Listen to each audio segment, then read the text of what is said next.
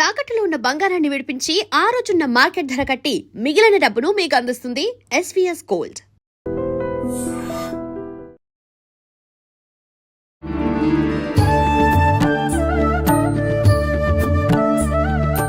నమస్కారం, welcome to I dream. ధర్మ మార్గం విత్ విజిత కార్యక్రమానికి స్వాగతం. ప్రస్తుతం మనతో పాటు ఉన్నారు ఆధ్యాత్మిక గురువులు, ప్రణవ పీఠాధిపతులు, త్రిభాషా మహా సహస్ర అవధాని డాక్టర్ శ్రీ వద్దిపర్తి పద్మాకర్ గారు. ఇప్పుడు గురుగారితో మాట్లాడి మరిన్ని విషయాలు తెలుసుకుందాం. మనకున్న సందేహాలన్నింటినీ కూడా నివృత్తి చేసుకునే ప్రయత్నం చేద్దాం. నమస్కారం గురుగారు. గురుగారు, ఈ మధ్య కాలంలో ఎక్కువగా ఆడవాళ్ళు లలితా సహస్రనామ పారాయణం అనేది చేస్తూ ఉన్నారు. అంటే అది ఆలయంలో కూర్చొని చేసినా సరే, ఇళ్లలో అయినా సరే, ఒక నలుగురు అంతా ఒక దగ్గర కూర్చొని పారాయణం అనేది చేయడం ఎక్కువగా చూస్తూ ఉన్నాం. అయితే ముందు నుంచి లలితా సహస్రనామ పారాయణము ఇదంతా కూడా వైశిష్ట్యం ఉన్నప్పటికీ ఏదైనా ఒకరు మొదలు పెట్టారు అంటే దాని గురించి ఇంకెక్కువగా ఇప్పుడే కొత్తగా ఏదో ఉంది అనేటట్టుగా మాట్లాడుకుంటారు. అసలు ఏంటండి లలితా సహస్రనామ పారాయణం చేయవల్ల కలిగే ఫలితాలు ఏంటి? సృష్టౌ యా సర్గరూప జగదవన విధౌ పాలినీ యా చ రౌద్రీ సంహారే చాపి యస్యా జగదిదమఖిలం క్రీడనం యా పరాఖ్య పశ్యంతి మధ్యమాథో తదను భగవతీ వైఖరీ వర్ణరూప సాస్మద్వాచం ప్రసన్నా విధి హరిగిరిశారాధితాలంకరోతు. త్రిమూర్తుల చేత కూడా ఆరాధింపబడి అమ్మవారికి నమస్కారం చేసుకుందాం. నిజానికి అమ్మవారి ఉపాసన ఇవాటిది ఎప్పటిదీ కాదు, ఎన్నో యుగములుగా వస్తూనే ఉన్నది. పార్వతీమాతని ఎంతో భక్తి శ్రద్ధలతో ఆరాధించినట్టుగా శ్రీరామచంద్రుడు పురాణాల్లో ఉంది. రామాయణంలో కూడా విశ్వామిత్రుడితోటి ప్రయాణం చేస్తున్న రామలక్ష్మణులు దారిలో కుమారస్వామి కథ, గంగావతరణ కథ, పార్వతీ పరమేశ్వరుల కథ ఇవన్నీ శ్రద్ధగా విన్నారా లేదా? అప్పుడు కూడా రామచంద్రుడు పార్వతీదేవిని ఎంతో భక్తితో మనస్సులో ఉపాసించిన వాడే. కాకపోతే ఈ కలియుగంలో ఉన్న మానవుల లక్ష్యం ఏంటంటే కొత్తగా ఒకళ్ళు పారాయణ చేస్తే అదే పారాయణ చేయటం వల్ల ఇదేదో కొత్తగా వచ్చింది అన్నట్టుగా దాన్ని ప్రచారం చేస్తున్నారు. కానీ దానికి ఈ సమస్తోప కార్యక్రమాలు కూడా, ఈ ఉపాసనా కార్యక్రమాలన్నీ కూడా ఎప్పుడూ యుగయుగాలుగా ఉన్నాయి. ఇప్పుడు నేను చదివిన శ్లోకం దేవీ భాగవతంలో ఆది మంత్ర శ్లోకం కాబట్టి దేవీ భాగవతం వేదవ్యాసుని చేత రచింపబడింది. దేవీ భాగవతం భాగవతం రెండూ కలిస్తేనే భాగవతం. అది పాండిత్యం ఉన్న వాళ్ళకి తెలుస్తుంది, సంస్కృతం మీద పట్టున్న వాళ్ళకి తెలుస్తుంది. ఇతరుల యొక్క వ్యాఖ్యానాలు చదువుకుని వాళ్ళ శ్లోకాల తాత్పర్యాలు తెలుసుకునే వాళ్ళకి మాత్రం తెలియదు అనుకోండి. అందులో ఈ లలితా సహస్రనామం యుగ యుగాల చరిత్ర కలిగినది. మహానుభావులు ఎంతోమంది ఉపాసించారు. అమ్మవారి గురించిన ఉపాసన మహాభారతంలో ఆదిపర్వంలో కనపడుతుంది, సభాపర్వంలో కనపడుతుంది, అరణ్యపర్వంలో కనపడుతుంది, ఇంకా విరాట పర్వంలో చెప్పేకర్లా. ఇప్పుడు ఈ లలితా సహస్రనామంలో ఉన్న నామములను గుదిగురిచ్చి ఒక స్తోత్రంగా ధర్మరాజు చేశాడు. ధర్మరాజు విరాటరాజు గారి కొలువులోకి వెళ్లే ముందు ఒక ఆలయం ప్రాంగణం దగ్గర నిలబడి అమ్మవారిని 24 శ్లోకాల్లో స్తోత్రం చేశాడు. ఆ తర్వాత వీళ్ళంతా మారువేషాలు వేసుకుని విరాటరాజు గారు కొలువులోకి వెళ్ళారు. కానీ చిత్రం ఏంటంటే నిజానికి అమ్మవారిని స్తోత్రం చేసింది ఎవరు? ధర్మరాజు. ఎక్కడ? మహాభారతంలో విరాట పర్వంలో విరాటరాజు గారి కొలువు దగ్గరికి వెళ్లే ముందనమాట. అంటే ధర్మరాజు గారేమో కంకుభట్టి అనే పేరుతోటి, భీముడు వంటలవాడు వలలుడు వేషంలో, అర్జునుడు పేడి రూపంలో, బృహన్నల రూపంలో, నకుల సహదేవులు వరుసగా అశ్వనీ పాలకులు, అశ్వపాలకులను గోపాలకులుగా వెడుతున్నారు. ద్రౌపదీదేవి మానిని అనే పేరుతోటి వెడుతోంది, మాలినిగా, ఇది సైరంధ్రిగా. విరాట పర్వాన్ని నర్తనశాలగా సినిమా తీశారు. అందులో ఏం చేశారనమాట, ధర్మరాజు గారు అమ్మవారిని స్తోత్రం చేస్తే ద్రౌపది స్తోత్రం చేసినట్టుగా జననీ శివకామిని అని పాట పెట్టారు. నిజానికి జననీ శివకామిని అందంగా పీసుశీల్ గారు అద్భుతంగా పాడిన స్తోత్రం నిజానికి ఎవరు చేశారనమాట అది? ఆ స్తోత్రం ధర్మరాజు చేశాడు. కాబట్టి ధర్మరాజు కూడా అమ్మవారిని ఉపాసన చేశాడు. ఇక ఆ తరువాత మరికొద్దిసేపట్లో భగవద్గీత ప్రారంభం అవుతుందనగా అర్జునుడు అమ్మవారిని 14 శ్లోకాల్లో స్తోత్రం చేశాడు. నమస్తే సిద్ధశానాని ఆర్యే మందర వాసిని కుమారి కాళి కాపాలి కపిలే కృష్ణ పింగళే భద్రకాళి నమస్తుభ్యం మహాకాళి నమోస్తుతే చండి చండి నమస్తుభ్యం తారిణి వరవర్ణిని అంటూ 14 శ్లోకములతో అమ్మవారిని స్తోత్రం చేశాడు. ఆ స్తోత్రాల్లో ఉన్న నామాలన్నీ లలితా సహస్రనామంలోవే. వాటిని ఇంకొక రకంగా గుదిగుచ్చి ఈయన స్తోత్రం చేశాడు. కాబట్టి వీళ్ళు అమ్మవారిని ఉపాసించారు. కాబట్టి అమ్మవారిని ఉపాసించటం అర్జునుడు చేశాడు కృష్ణుడి సలహా మీద, ధర్మరాజు గారు చేశారు.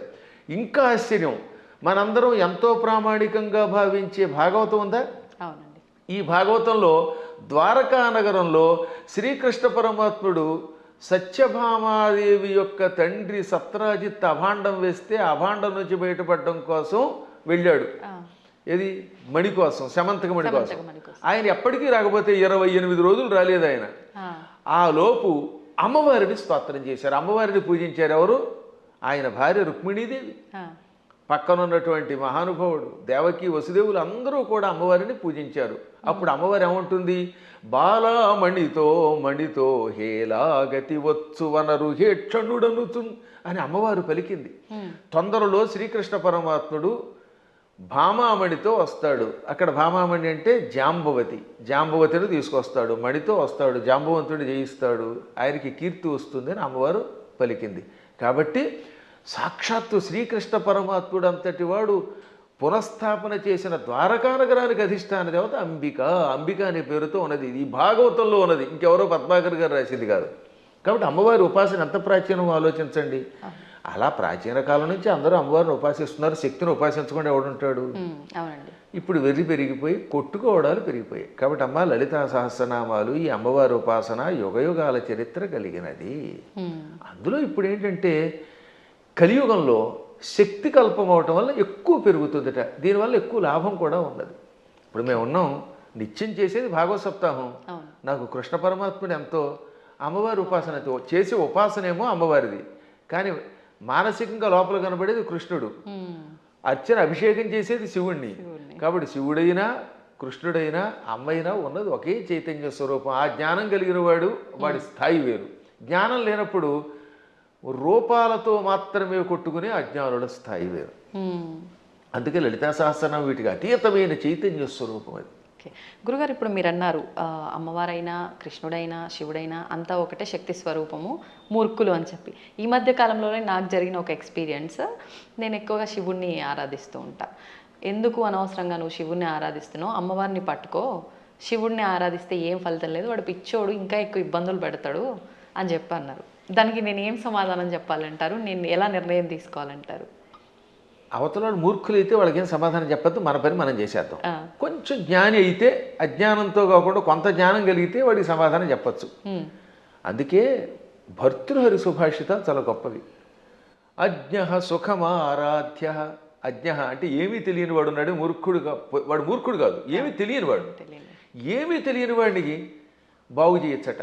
అజ్ఞ అంటే ఏమీ తెలియని వాడు, సుఖం ఆరాధ్య బాగా చెప్పడానికి అర్హుడు. ఏమీ తెలియని వాడు కూర్చోబెట్టి చెప్పచ్చు. అంతే. సుఖతరం ఆరాధ్యతే విశేషజ్ఞ. బాగా చదువుకున్న పండితుడికి చెప్పచ్చు, ఏమీ తెలియని వాడికి చెప్పచ్చు, బాగా తెలిసిన వాడికి చెప్పచ్చు. జ్ఞానలవ దుర్విదగ్ధం బ్రహ్మాపి నరన్నరంజయతి. జ్ఞానలవ దుర్విదగ్ధుడు అంటే అర్థం ఏంటనమాట? తెలుసున్నది ఎంత, లవము అంటే కొంచెం, కొంచెం తెలుసు కానీ అన్నీ తెలుసని వాడికి అహంకారం. ఈ మధ్యన అలాంటి వాళ్ళు ఎక్కువైపోయారంట యూట్యూబ్లో. వాడికి ఏం తెలియదు, నాకు తెలుసు అని అహంకారం. అలాంటి మూర్ఖుణ్ణి బ్రహ్మాపి నరన్నరంజయతి. అటువంటి నరుణ్ణి బ్రహ్మ కూడా బాగు చేయలేట. వాడికి ఏం చెప్పలేడు, బ్రహ్మ వచ్చి చెప్పినా వెండవాడు. అందుకే కొంతమంది మూర్ఖులు చూసారా, నేను దేవుడు చెప్పినా చేయను, దేవుడు వచ్చి దిగొచ్చినా విన్నంటాడు. వీడి మొహానికి దేవుడు దిగి వస్తాడా? ఏ దేవుడే కదా, దెయ్యం కూడా దిగిరాదు. అంచేత అటువంటి వాళ్ళకి మనం చెప్పక్కర్లేదు, మన పని మనం చేయాలి. కానీ ఒక గొప్ప అద్భుతమైన శ్లోకం ఆది శంకరాచార్యుల వారు మనలాంటి వాళ్ళ కోసమని దేవి అపరాధ క్షమాపణ స్తోత్రంలో రాశారు. ఆ స్తోత్రం పేరేంటి? దేవి అపరాధ క్షమార్పణ స్తోత్రం. అమ్మా నన్ను క్షమించు అని చిట్ట చివరి చెప్పే స్తోత్రం. అద్భుతమైన స్తోత్రం అది. కొంతమంది వాళ్ళు అది కూడా ఆయన రాయలేదని పిచ్చివాదం చేసేవాళ్ళు ఉంటారు, వాళ్ళని మనం పక్కన పెట్టేద్దాం. కానీ చితాభస్మాలేపో గరళమశనం దిక్పటధర జటాధారి కంఠే భుజగపతిహారీ పశుపతి కపాలీ భూతేశో భజతి జగదీశైక పదవీం భవాని త్వత్పాణిగ్రహణ పరిపాటీ ఫలమిదం. భవాని అంటే ఓ పార్వతి, నీ భర్త శివుడి దగ్గర ఏముందమ్మో గొప్పతనం, ఇది ఎంత గొప్పగా ఉంటుంది. ఈ స్తోత్రం చివరిదాకా వినాలి జాగ్రత్తగా. ఆయన చితాభస్మాలేప, ఎవడో శవాన్ని తీసుకెళ్ళి శ్మశానంలో కాల్చారు. ఆ కాల్చగా వచ్చిన బూడిని ఏమంటారు? చితాభస్మము. చితి మీద నుంచి వచ్చినటువంటి భస్మం. ఆ భస్మాన్ని ఆలేప, ఒంటికి పూసుకుంటున్నవాడు. మనం గంధం పూసుకుంటాం అంటే, మా బొట్టి వాళ్ళం పూర్వం గంధం అరగ తీసుకు పూసుకునేవాళ్ళం. మీ బొట్టి వాళ్ళు ఈ మధ్యన పెర్ఫ్యూమ్స్ వచ్చాయి కదా, కిష్కం కిష్కం అనేది ఏదో కొట్టుకుంటాడు, మళ్ళీ అందులోంచి గాలి వస్తుంది, అందులోంచి వచ్చేది గాలేగా పొగేగా అని మళ్ళీ అడ్వర్టైజ్మెంట్లు. సరే ఏది ఏమైనా మొత్తం మీద సుగంధ ద్రవ్యాలు పూసుకుంటారు. ఆయన మాత్రం ఒంటికి ఏం చేస్తాడు? కాష్టంలో బూడిద పూసుకుంటాడు. పోని ఆహారం ఇడ్లీలో చపాతీలో బూరిలో గారెలో దధ్వజనో తిండు, గరళ వశనం, విషమే ఆహారంగా స్వీకరించాడు. ఇంకా మంచి బట్టలు కట్టుకుంటున్నాడా? కనీసం పద్మాకర్ గారైనా అంతో ఎంతో మంచి లాల్చీ వేశారు. కానీ ఆయన దిక్కులే వస్త్రం. దిక్కు అంటే తూర్పు మొదలుకు అన్ని దిక్కులు. పటము అంటే వస్త్రం. దిక్పటధర అంటే దిక్కులను వస్త్రముగా ధరించేవాడు. అదే దిగంబరుడు అంటే. దిక్కు అంబరహ దిగంబరహ. అంబరము అంటే వస్త్రం. దిక్కులు వస్త్రంగా ధరించేటంటే అర్థం ఏంటమ్మా? ఇప్పుడు ఉదాహరణకి ఈ గదే పద్మాకర్ గారికి బట్ట అంటే ఇంక వేరే వస్త్రం వేసుకోలేదు. అది దిక్కులు వస్త్రంగా ధరించేటంటే ఏ బట్టలు లేకుండా ఉన్నాడు. అక్కడికి అది అయిపోయింది. ఇక తర్వాత ఏమంటున్నాడైనా, జటాధారి, చక్కగా క్రాఫ్ దువ్వుకోడు, కర్లింగులు లేవు, కటింగులు లేవు, జడలు అట్టలు కట్టేసి ఉంటాయి. ఆ అట్టలు కట్టిన జడల్ని ధరిస్తున్నాడు. మెడలో బంగారపు గొలుసు ఒక్కటి కూడా లేదు. భుజగపతిహారి, బుస్సుమని మీదకు వచ్చే కాటురాజు గారిని మెడలో వేసుకున్నాడు ఆయన. పావుని గొలుసుగా వేసుకున్నాడు. పశుపతి, ఇంకా ఆయన ఎవరికి అధిపతి? పశువులకు అధిపతి. చేతిలో చూస్తే ఏ కంచము ఆకో పుచ్చుకుని వాళ్ళంతా బఫేని పెడుతున్నారుగా, ఆయన స్వామివారు ఏం చేస్తున్నారట? కపాలం ధరిస్తాడు. భిక్షాపాత్రగా చేతిలో పుర్రిని ధరించాడు, బ్రహ్మ కపాలాన్ని. భూతేశ, భూతాలకు అధిపతి. ఇవన్నీ అవలక్షణాలు పైకి కనపడ్డాం. కానీ ఇన్ని అవలక్షణాలున్నా జగదీశైక పదవీం భజతి అంటే సమస్త లోకాలకి ఈశ్వరుడు అవుతున్నాడు. జగదీశ్వరుడు అనగా సమస్త లోకాలకి అధిపతి, చక్రవర్తి. అన్ని లోకాలని పరిపాలించడానికి కావలసిన అర్హతలు వచ్చేసి ఆయనకి. లోకాలన్నిటినీ పరిపాలిస్తున్నాడు. కారణం ఏమిటో తెలుసా? భవాని త్వత్పాణిగ్రహణ పరిపాటి ఫలమిదం. నీ పాణిగ్రహణం చేశాడు, నీ చెయ్యి అందుకున్నాడు అంటే నిన్ను పెళ్లి చేసుకున్నాడు. అమ్మ ఆయనలో అన్ని అవలక్షణాలే, అయినా లోకాలను పరిపాలిస్తున్నాడు. కారణం నిన్ను పెళ్లి చేసుకోవడం. ఇదంతా నీ అనుగ్రహం. అంటే ఇందాక ఒక ఆవిడ చెప్పిందనోగా, ఏమని? అమ్మవారిని పూజిస్తే లాభం ఆయన దగ్గరే ఉంది అని.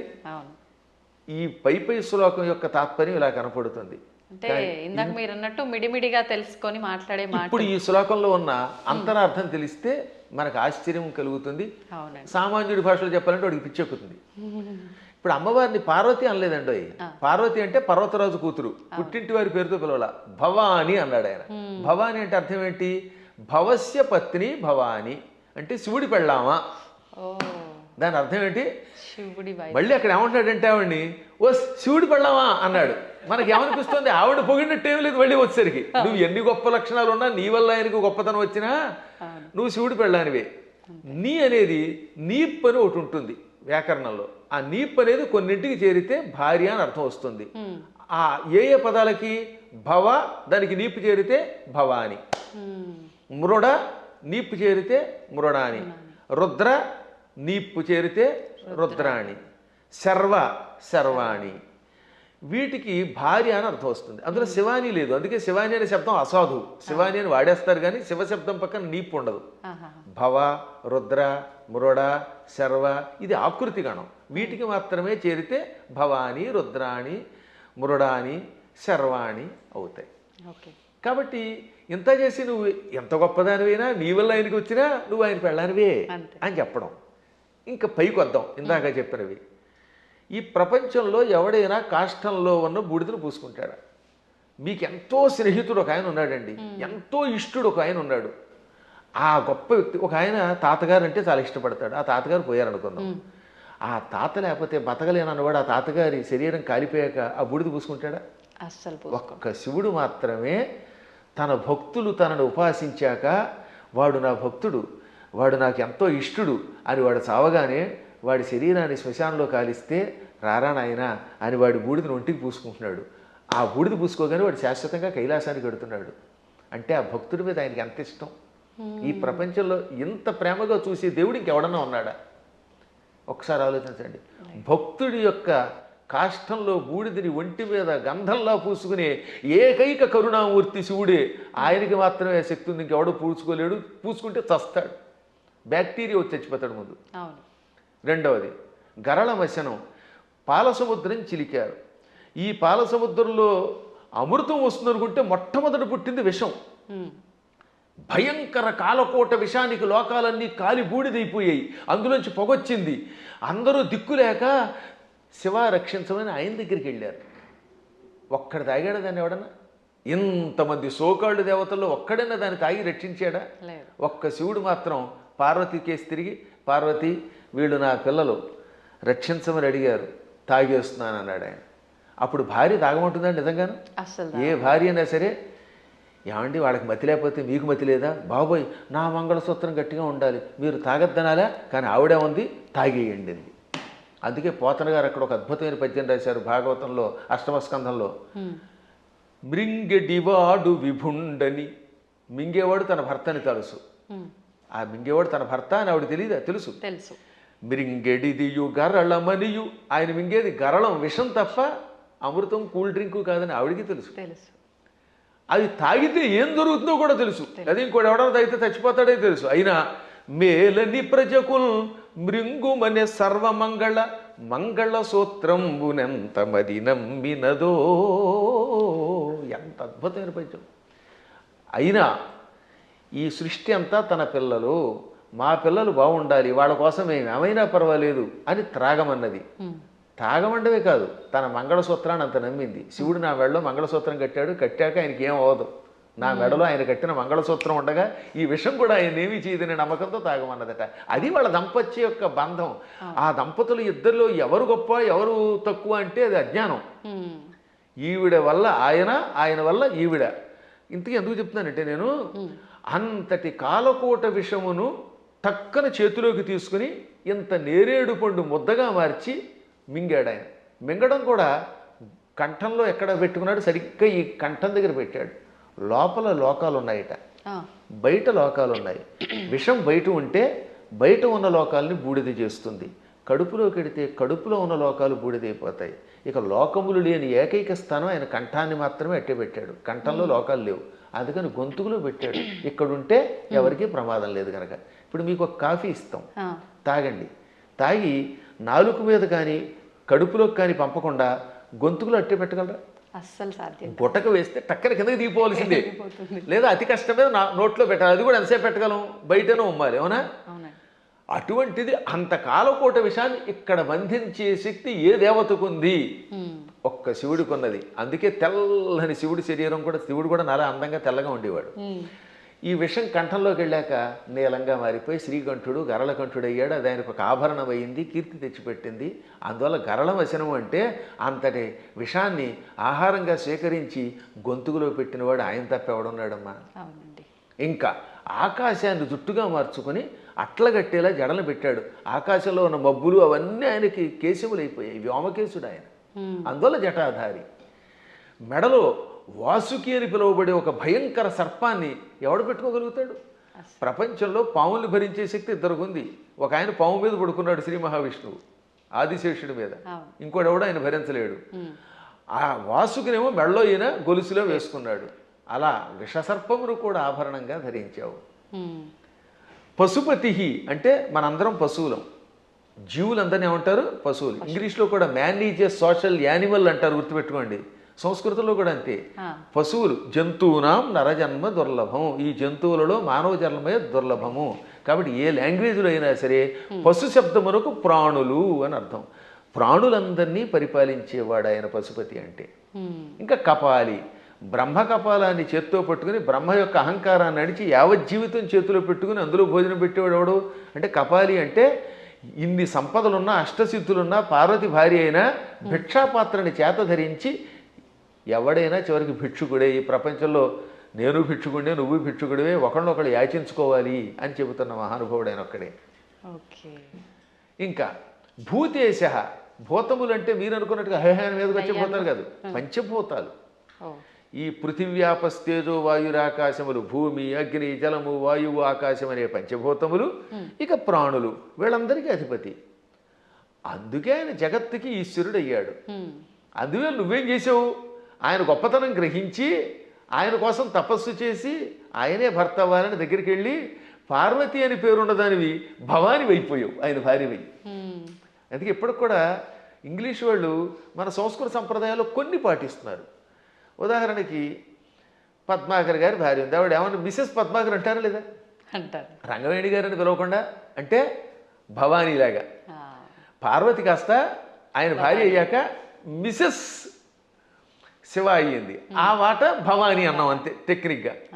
అంటే ఎంత గొప్ప శక్తి!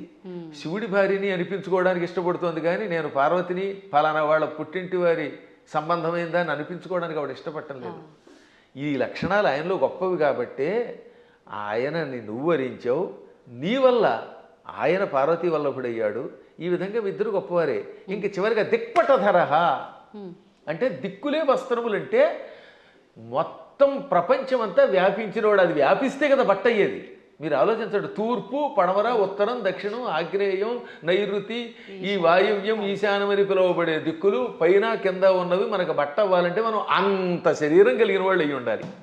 ఇప్పుడు నాకు ఈ గది బట్ట అవ్వాలంటే నేను గది అంతా నిండిపోవాలి, అప్పుడే ఈ గదిని నేను బట్టగా ధరించగలను. అవునా? అందువల్ల సర్వవ్యాపకుడు అని అర్థం. అటువంటి వాళ్ళ యొక్క గొప్పతనాన్ని గ్రహించలేక శివుడిని పూజిస్తే కష్టం వస్తాయి, పార్వతిని పూజించని, లేక పార్వతిని పూజించకు శివుడిని పూజించని, లేక ఈ ఇద్దరిని పూజించి విష్ణువుని పూజించగని, విష్ణువుని పూజించి వీళ్ళని పూజించకు అన్నాడంటే వాడు అజ్ఞాని, ఏ విధమైన ఉపాసనా బలం లేనివాడు. అందువల్ల వీటికి అతీతంగా సర్వవ్యాపకుడైన శివుడు ఆయన ఏకో దేవ, ఏకో దేవ కేశవో వా శివో వా, ఒకడే దేవుడు. నువ్వు శివుడను, కేశవుడను, పార్వతి అను, లేక లక్ష్మి అను, సరస్వతి అను, కుమారస్వామి అను, విఘ్నేశ్వరుడను, ఇన్ని రూపములతో కనపడుతున్న పరమాత్మ ఒక్కడే.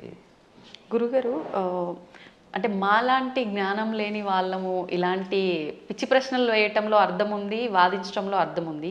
కానీ ఎంతో జ్ఞానం ఉండి నలుగురికి చెప్పే స్థాయిలో ఉన్నవాళ్ళు కూడా కొంతమంది శివకేశవుల ఇద్దరు భేదం చూపించి మేము శైవులము, మేము వైష్ణులము ఇలా మాట్లాడుతూ ఉంటారు కదా, మరి దాని గురించి ఏమంటారండి? అక్కడే అసలు వాళ్ళ జ్ఞానులు అనకూడదు, వాళ్ళు భక్తులు అంతే, మూఢభక్తులు.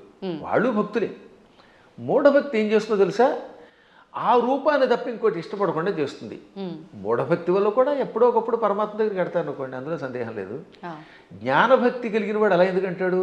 జ్ఞానంతో ఉన్నవాడు వాడు ఏ రూపం చూస్తే ఆ రూపంలోనే ఇంకోటి వస్తాడు. మహానుభావులైన ఋషుల్ని నేను చూశాను కదా, వశిష్ఠుడు ఉన్నాడు, రాముడిలో శివుని చూడగలిగాడు, శివుడిలో రాముడిని చూడగలిగాడు. కైలాసాల్లో వైకుంఠం చూడగలిగాడు, వైకుంఠంలో కైలాసాన్ని చూడగలిగాడు. అమ్మవారి దగ్గరికి వెళ్ళారు. దుర్వాసుడు అన్ని లోకాలకి వెళ్ళాడు, విశ్వామిత్రుడు అలా అన్నీ చూడగలిగాడు. వాళ్ళు జ్ఞానులు. ఇంకా మూఢభక్తులు అంటే ఏమిటనమాట? నేను ఆ రూపమును తప్ప ఇంక దేన్ని చూడండి అంటాడు ఆయన. ఆ ఆశ్చర్యం ఏమిటంటే తులసీదాసు గారు తన ఆత్మచరిత్ర రాసుకున్నాడు. ఆయన బృందావనం వచ్చాడు, అక్కడ కృష్ణుడు కనపడగానే కళ్ళు మూసుకున్నట్ట. ఏమి నాయనా నన్ను చూడగానే కళ్ళు మూసుకున్నావు, నన్ను ఎందుకు చూడటం లేదంటే నేను రామభక్తుడిని, రాముడిని తప్పామని చూడన్నాడు. అప్పుడు ఆ కృష్ణుడు ఏమన్నాడు? రాముడైనా కృష్ణుడైనా నేనే కదా, నువ్వు భాగవతం చదివిన వాడివి, నేను ఎన్నో అవతారాలు ఎత్తానని నీకు తెలుసు కదా అంటే అన్నీ నాకు అనవసరం, నువ్వే అన్ని రూపాలు, నువ్వే మత్స్యకూర్మాది సమస్త అవతారాలు ధరించావు, అయినా నేను రాముడి తప్ప చూడను, నాకు ఆ కోదండం పుచ్చుకుని ఏకపత్నిరతుడిగా ఉన్న రాముడే కావాలి, కృష్ణుడు వద్దన్నాడు. అప్పుడు ఆయన నవ్వి రాముడిగా, ఇది కృష్ణ విగ్రహంలో ఉన్న స్వామివారు రాముడిగా దర్శనమిచ్చాక అప్పుడు నమస్కరించాడు. అప్పుడు ఆయన కనువిప్పు కలగజేసి, పిచ్చివాడా, పువ్వులు వేరైనా ఏ పువ్వుతో చేసినా పూజ ఒకటే కదా, అంతే అండి. ఎదురుగుండా నువ్వు ఒక విగ్రహం పెట్టుకున్నావు, ఒక్కోసారి గన్నేరు పువ్వులు, ఒక్కోసారి మందార పుష్పాలు, మరోసారి ఏమో సంపంగులు ఇలా దొరుకుతాయి. ఏ పుష్పంతో పూజ చేసినా పూజ ఒకటే, పువ్వులు వేరైనా పూజ ఒకటే. అలాగే మూర్తులు వేరైనా అందులో ఉన్న చైతన్యం ఒకటే. ఈ మాత్రం జ్ఞానం లేకపోతే నీకు ఎప్పటికీ మోక్షం వస్తుందనగా అప్పుడు పశ్చాత్తాపంతో ఆయన రాముడైనా కృష్ణుడైనా ఒకటే అని హిందీలో ఒక స్తోత్రం రాశాడు. దాన్ని తెలుగులోకి అనువాదం చేసి శ్రీకృష్ణాంజనేయ యుద్ధం అని ఒక సినిమా ఉందిరండి. అందులో చాలా అద్భుతంగా రాశారు. ఘంటసాల వారు చాలా బాగా పాడారు. చిట్ట చివరిలో ఆంజనేయుడు జ్ఞానోదయం పొందినట్టుగా ఆ పాట పెట్టారు. పూలు వేరైనా పూజ ఒకటని నేటికి తెలిసెను ఓ దేవా, రాముడవైనా కృష్ణుడవైనా ఆదిదేవుడవు నీవేనయ్యా, రాముడవైనా కృష్ణుడవైనా ఆదిదేవుడవు నీవేనయ్యా. హరే రామ హరే కృష్ణ హరే రామ హరే కృష్ణ హరే రామ హరే కృష్ణ. అందుకని మన వాళ్ళు హరే రామ హరే కృష్ణ అన్నారు. పరమాత్ముడు ఒకటే. కానీ మూఢత్వం ఉన్నంత వరకు, పూర్వజన్మ యోగం ఒకటి ఉన్నంత వరకు సచ్చిన ఈ సత్యాన్ని వాడు అంగీకరించలేదు. కర్మ. ఏ నదుల్లో కూడా రండి, అదే గంగాజలం, గంగ ఓ చోట, ఇంకో చోట కృష్ణ, ఓ చోట గోదావరి, మొత్తం మీద నీరే. కొంచెం భేదాలు ఉంటాయి. ఎందుకనంటే ఆ ప్రాంతాన్ని బట్టి, మూలికలు బట్టి. గంగ గంగే, ఇంకో దక్షిణ గంగ గంగే. కానీ వీటిలో ఎన్ని కొలుస్తున్నాయి? మనం కూడా అలాగే మూర్తులలో ఉన్నప్పుడు ఆ భేదాలను బట్టి ఒక్కొక్క రూపంలో ఒక్కొక్క పని చేస్తాడు. కానీ చిట్ట చివరికి వచ్చేసరికి అన్నీ ఒకటే. కృష్ణుడు చెప్పాడా లేదా? చిట్ట చివరికి నేనే అన్నాడు ఆయన. భగవద్గీతలో విభూతి యోగంలో ఎవరెవరిలో ఏ విభూతి ఉందో అది నేనని చెప్పాడు ఆయన. యద్యద్విభూతివత్సర్వం తత్తదూర్జితమేవవా. ఎవరెవరిలో ఏ శక్తులున్నాయో నావే అని చెప్పడానికి వరుసగా చెప్పుకొచ్చాడు అనమాట. మృగాణాంచ మృగేంద్రోహం, జంతువులలో సింహాన్ని నేను, మృగాలలో సింహాన్ని నేను. వైనతేయశ్చ పక్షిణాం, పక్షులలో గరుత్మంతుణ్ణి నేను. ప్రహ్లాదశ్చాపి దైత్యానాం, రాక్షసులలో ప్రహ్లాదుణ్ణి నేను. అలా కవులలో ఉసినసుణ్ణి అంటే శుక్రాచార్యుణ్ణి నేను. బుద్ధిమంతులలో బృహస్పతిని నేను. చివరికి బృహస్పతి శుక్రుడు కూడా ఆయనే. అలాగే శంకరశ్చాపి రుద్రాణం, ఏకాదశి రుద్రుల్లో శంకరుణ్ణి నేను. అర్థమైందా? చివరికి శివుడు కూడా నేనే. ఆ విధంగా సమస్తం నేనే. కాబట్టి ఆయన కానిదంటూ ఏమీ లేదు. గురుగారు, భగవంతుడు ఇప్పుడు ఇన్ని రూపాల్లో ఉన్నాడు. శివుడైనా విష్ణువైనా భేదమే లేదు. కానీ విష్ణుమూర్తి అవతారాలలోనే, కొన్ని అవతారాలలో, దశావతారాలలో రాముడు కృష్ణుడు కూడా ఆయన అవతారమే. కానీ వాళ్ళు దేవుళ్ళు కాదు, మానవులు. వాళ్ళు దేవుళ్ళు అనకూడదు, ధర్మానికి ప్రతిరూపాలుగా మనం భావించాలి అని అంటూ ఉంటారు. దాన్ని ఎలా తీసుకోవచ్చు అంటారు? ఇది ఒక పెద్ద సమస్య అని చెప్పాను కదా. ఈ పెద్ద ఎవడికి వాడు మేధావి అయిపోవడం వల్ల వచ్చిన పని. భగవంతుడు శ్రీ మహావిష్ణువు 22 అవతారాలు ఎత్తాడు. ఎన్ని? 22. ఈ 22లో 21 అవతారాలు అంశ అవతారాలు అంటారు. ఒక్క అవతారం పరిపూర్ణ అవతారం. సనక సనందనాదులు, వృషభావతారము, కపిలావతారము, పరశురామావతారము, వేదవ్యాసావతారము, ఇవన్నీ అంశ అవతారాలు. వాటిలో ఈ మత్స్యావతారం, కూర్మావతారం, వరాహావతారం, నరసింహావతారం, రామావతారం, ఇది పరశురామావతారం, ఇవన్నీ కూడా. ఒక్క కృష్ణుడు మాత్రం సంపూర్ణ అవతారం. కాబట్టి అందరూ అనుకున్నట్టుగా 10 కాదు అవతారాలు. భాగవతంలో ప్రారంభంలోనే ఉంటుంది, ప్రథమ స్కంధంలో 22 అవతారాలు చెబుతూ అందులో 21 అవతారాల్ని ఏతే చాంస కళా పుంస ఏతే చ అంశ కళా పుంస కృష్ణస్తు భగవాన్ స్వయం. 21 అవతారాలు అంశావతారాలు, అంశ కళలు. ఒక్క కృష్ణుడు మాత్రం పరిపూర్ణ అవతారం. అందుకే కృష్ణస్తు భగవాన్ స్వయం. ఒక్క రామావతారంలో నేను మానవుణ్ణి అని ఆయన అనకపోతే రావణుడిని చంపలేడు. ఎందుకని మానవుడి చేతిలో వాడు చస్తాడు కనుక. అందుకని ఆయనకి తెలియదు లోపల. ఆయన పరమాత్మని ఆయనకి తెలియకపోతే ఇన్ని పనులు ఎలా చేసాడండి? ఎంతమందికి శాప విముక్తి కలగజేశాడు, ఎంతమందిని వైకుంఠానికి పంపించగలిగాడు. కానీ పైకి చెప్పకూడదు. అందువల్ల పరమాత్మ నటించాలి లోపల. అందుకని మర్యాద పురుషోత్తముడుగా ఆత్మానం మానుషం మన్యే రామం దశరథాత్మజం. దేవతలంతా చిట్ట చివర వచ్చి, ఏది రావణవధ అయిపోయాక, నువ్వు విష్ణువు అంటే మీరు ఏదో విష్ణువు అంటున్నారు, అదేని పొగుడుతున్నారు, నాకు తెలియట్లేదు, నేను మాత్రమే అనుకుంటున్నాను, నన్ను నేను మానవుడు అనుకుంటున్నాను. ఆత్మానం అంటే నన్ను మానుషం మన్యే, మనిషిగా భావిస్తున్నాను. మన్యే అంటే భావిస్తున్నాను, అనుకుంటున్నాను. పైగా ఎవరట? రామం దశరథాత్మజం, దశరథుడు కొడుకేని రాముడు అనుకుంటున్నాను. మీరు ఎవరో అంటున్నారంటే అప్పుడు శివుడు వచ్చామన్నాడు. అక్కడ భలే చెప్తాడండి వాల్మీకి. షడర్థ నయన శ్రీమాన్ అన్నారు శివుణ్ణి. ఏమన్నారు? షడర్థ నయన. అసలు ఇటువంటి పదాలు వాల్మీకి తప్ప ఎవరు రాయలేరు, కవులు కాబట్టి బాగా రాస్తారు. నయన అంటే కళ్ళు కలిగినవాడు. షట్ అంటే అన్ని 6, అందులో అర్ధ అంటే అంత సగం. షడర్థనైన అంటే 6లో సగం 3 కళ్ళు కలిగిన బట్ట త్రినేత్రుడ. ఎంత త్రినేత్రుడు అనడానికి ఎంత చమత్కారం చేయాలి, బలి పెడతాడు కదా. అదే కవుల యొక్క చమత్కారం. అందువల్ల కవుల చమత్కారం తెలియక రామాయణం అర్థం కాక ఏదో పిచ్చివాగుడు అవుతారు. కానీ షడర్థనైన అండంలో అర్థం ఏంటో తెలుసా? 6ని 3గా చేశాడు, 6 శత్రువుల్ని 3గా చేశాడు. ఆ 3ంటిని సూర్యచంద్రులు అగ్నిగా మార్చి కళ్ళుగా పెట్టుకున్నాడు.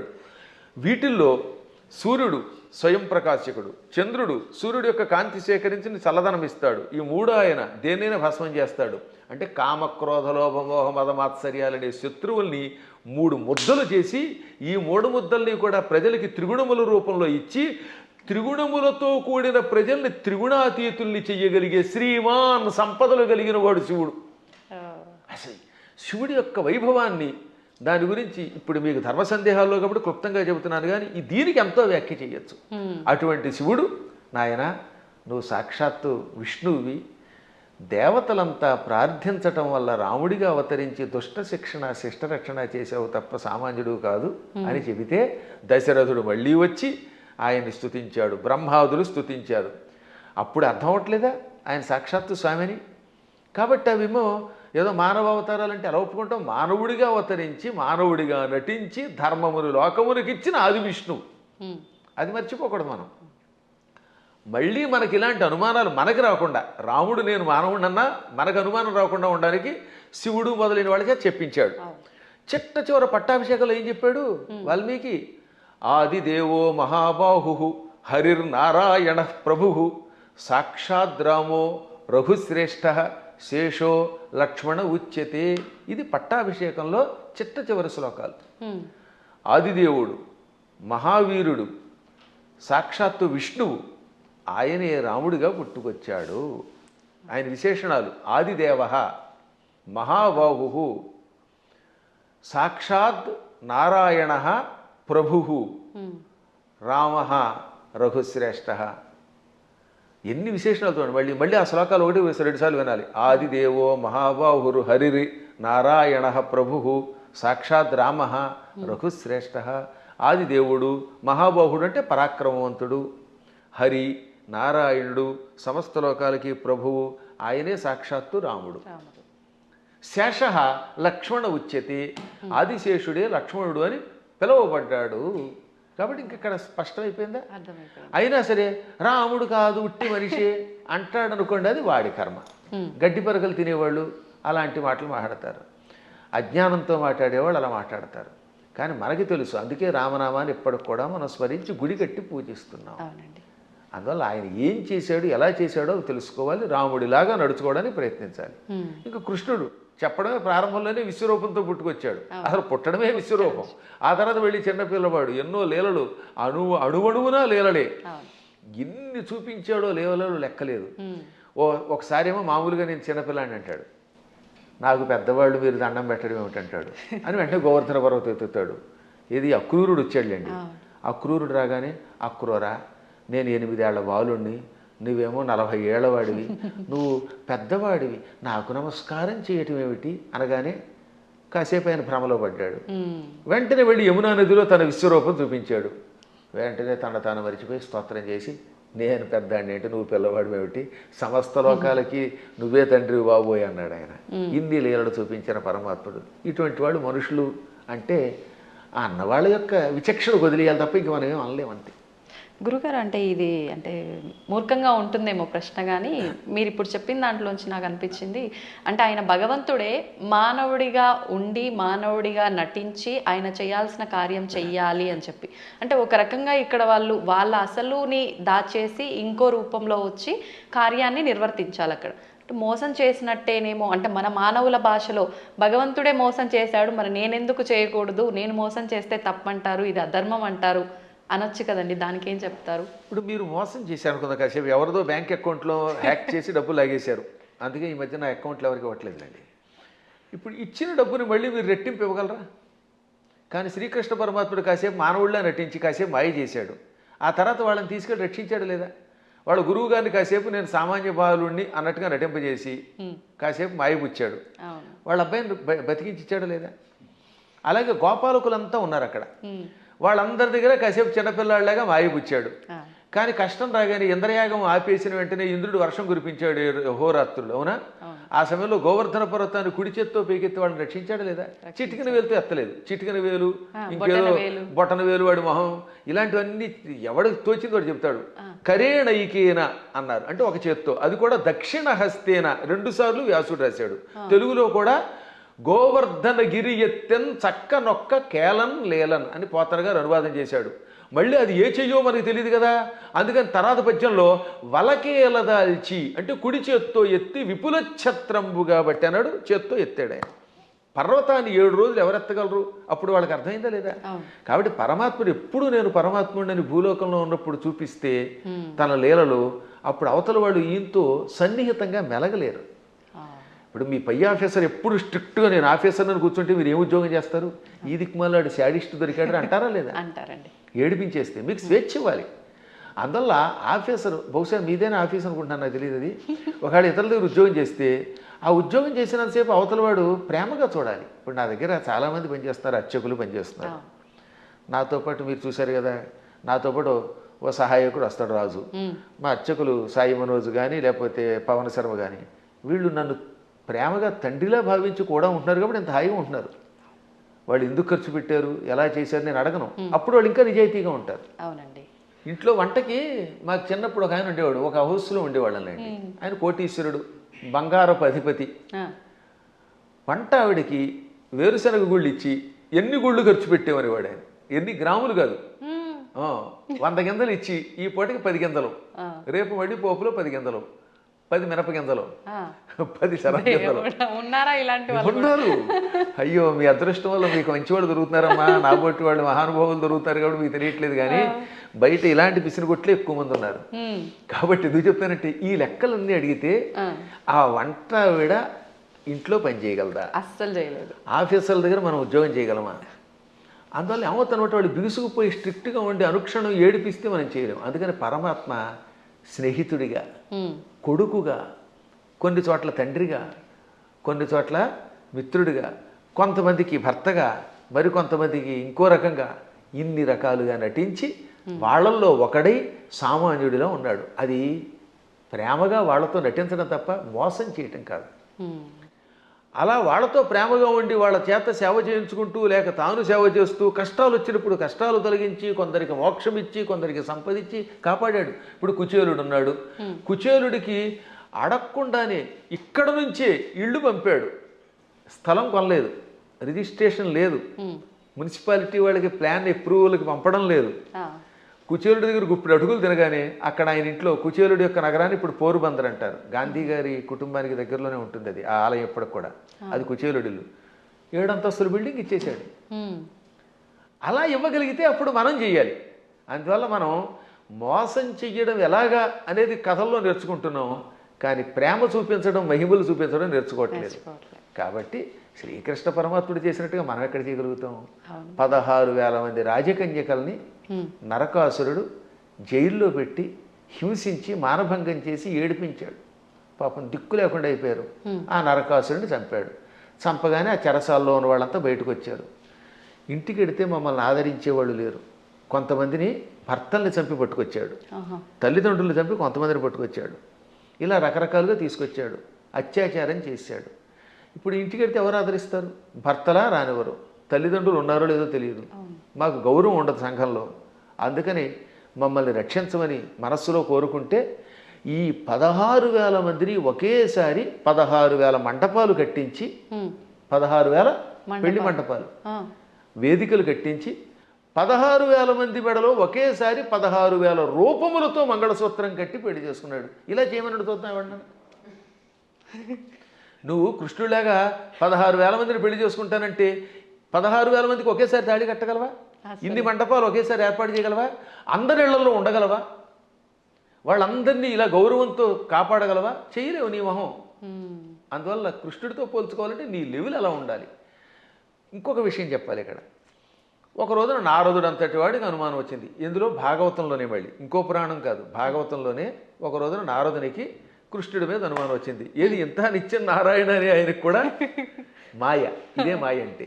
ఇప్పుడు మీరు నా ఎదురుగుండా కూర్చున్నా మీరు అప్పుడప్పుడు నన్ను కూడా సామాన్యుడని ఎలా మాయలో పడిపోతూ ఉంటారో అలాగా కృష్ణ పరమాత్ముడి నామస్మరణం చేసే నారదుడు కూడా కృష్ణుడిని సామాన్యుడు కదా, ఇంతమంది భార్యలతో ఎలా వేగుతున్నాడు, 16,108 మందితో ఎలా వేగుతున్నాడు పరిశీలించాలనిపించింది.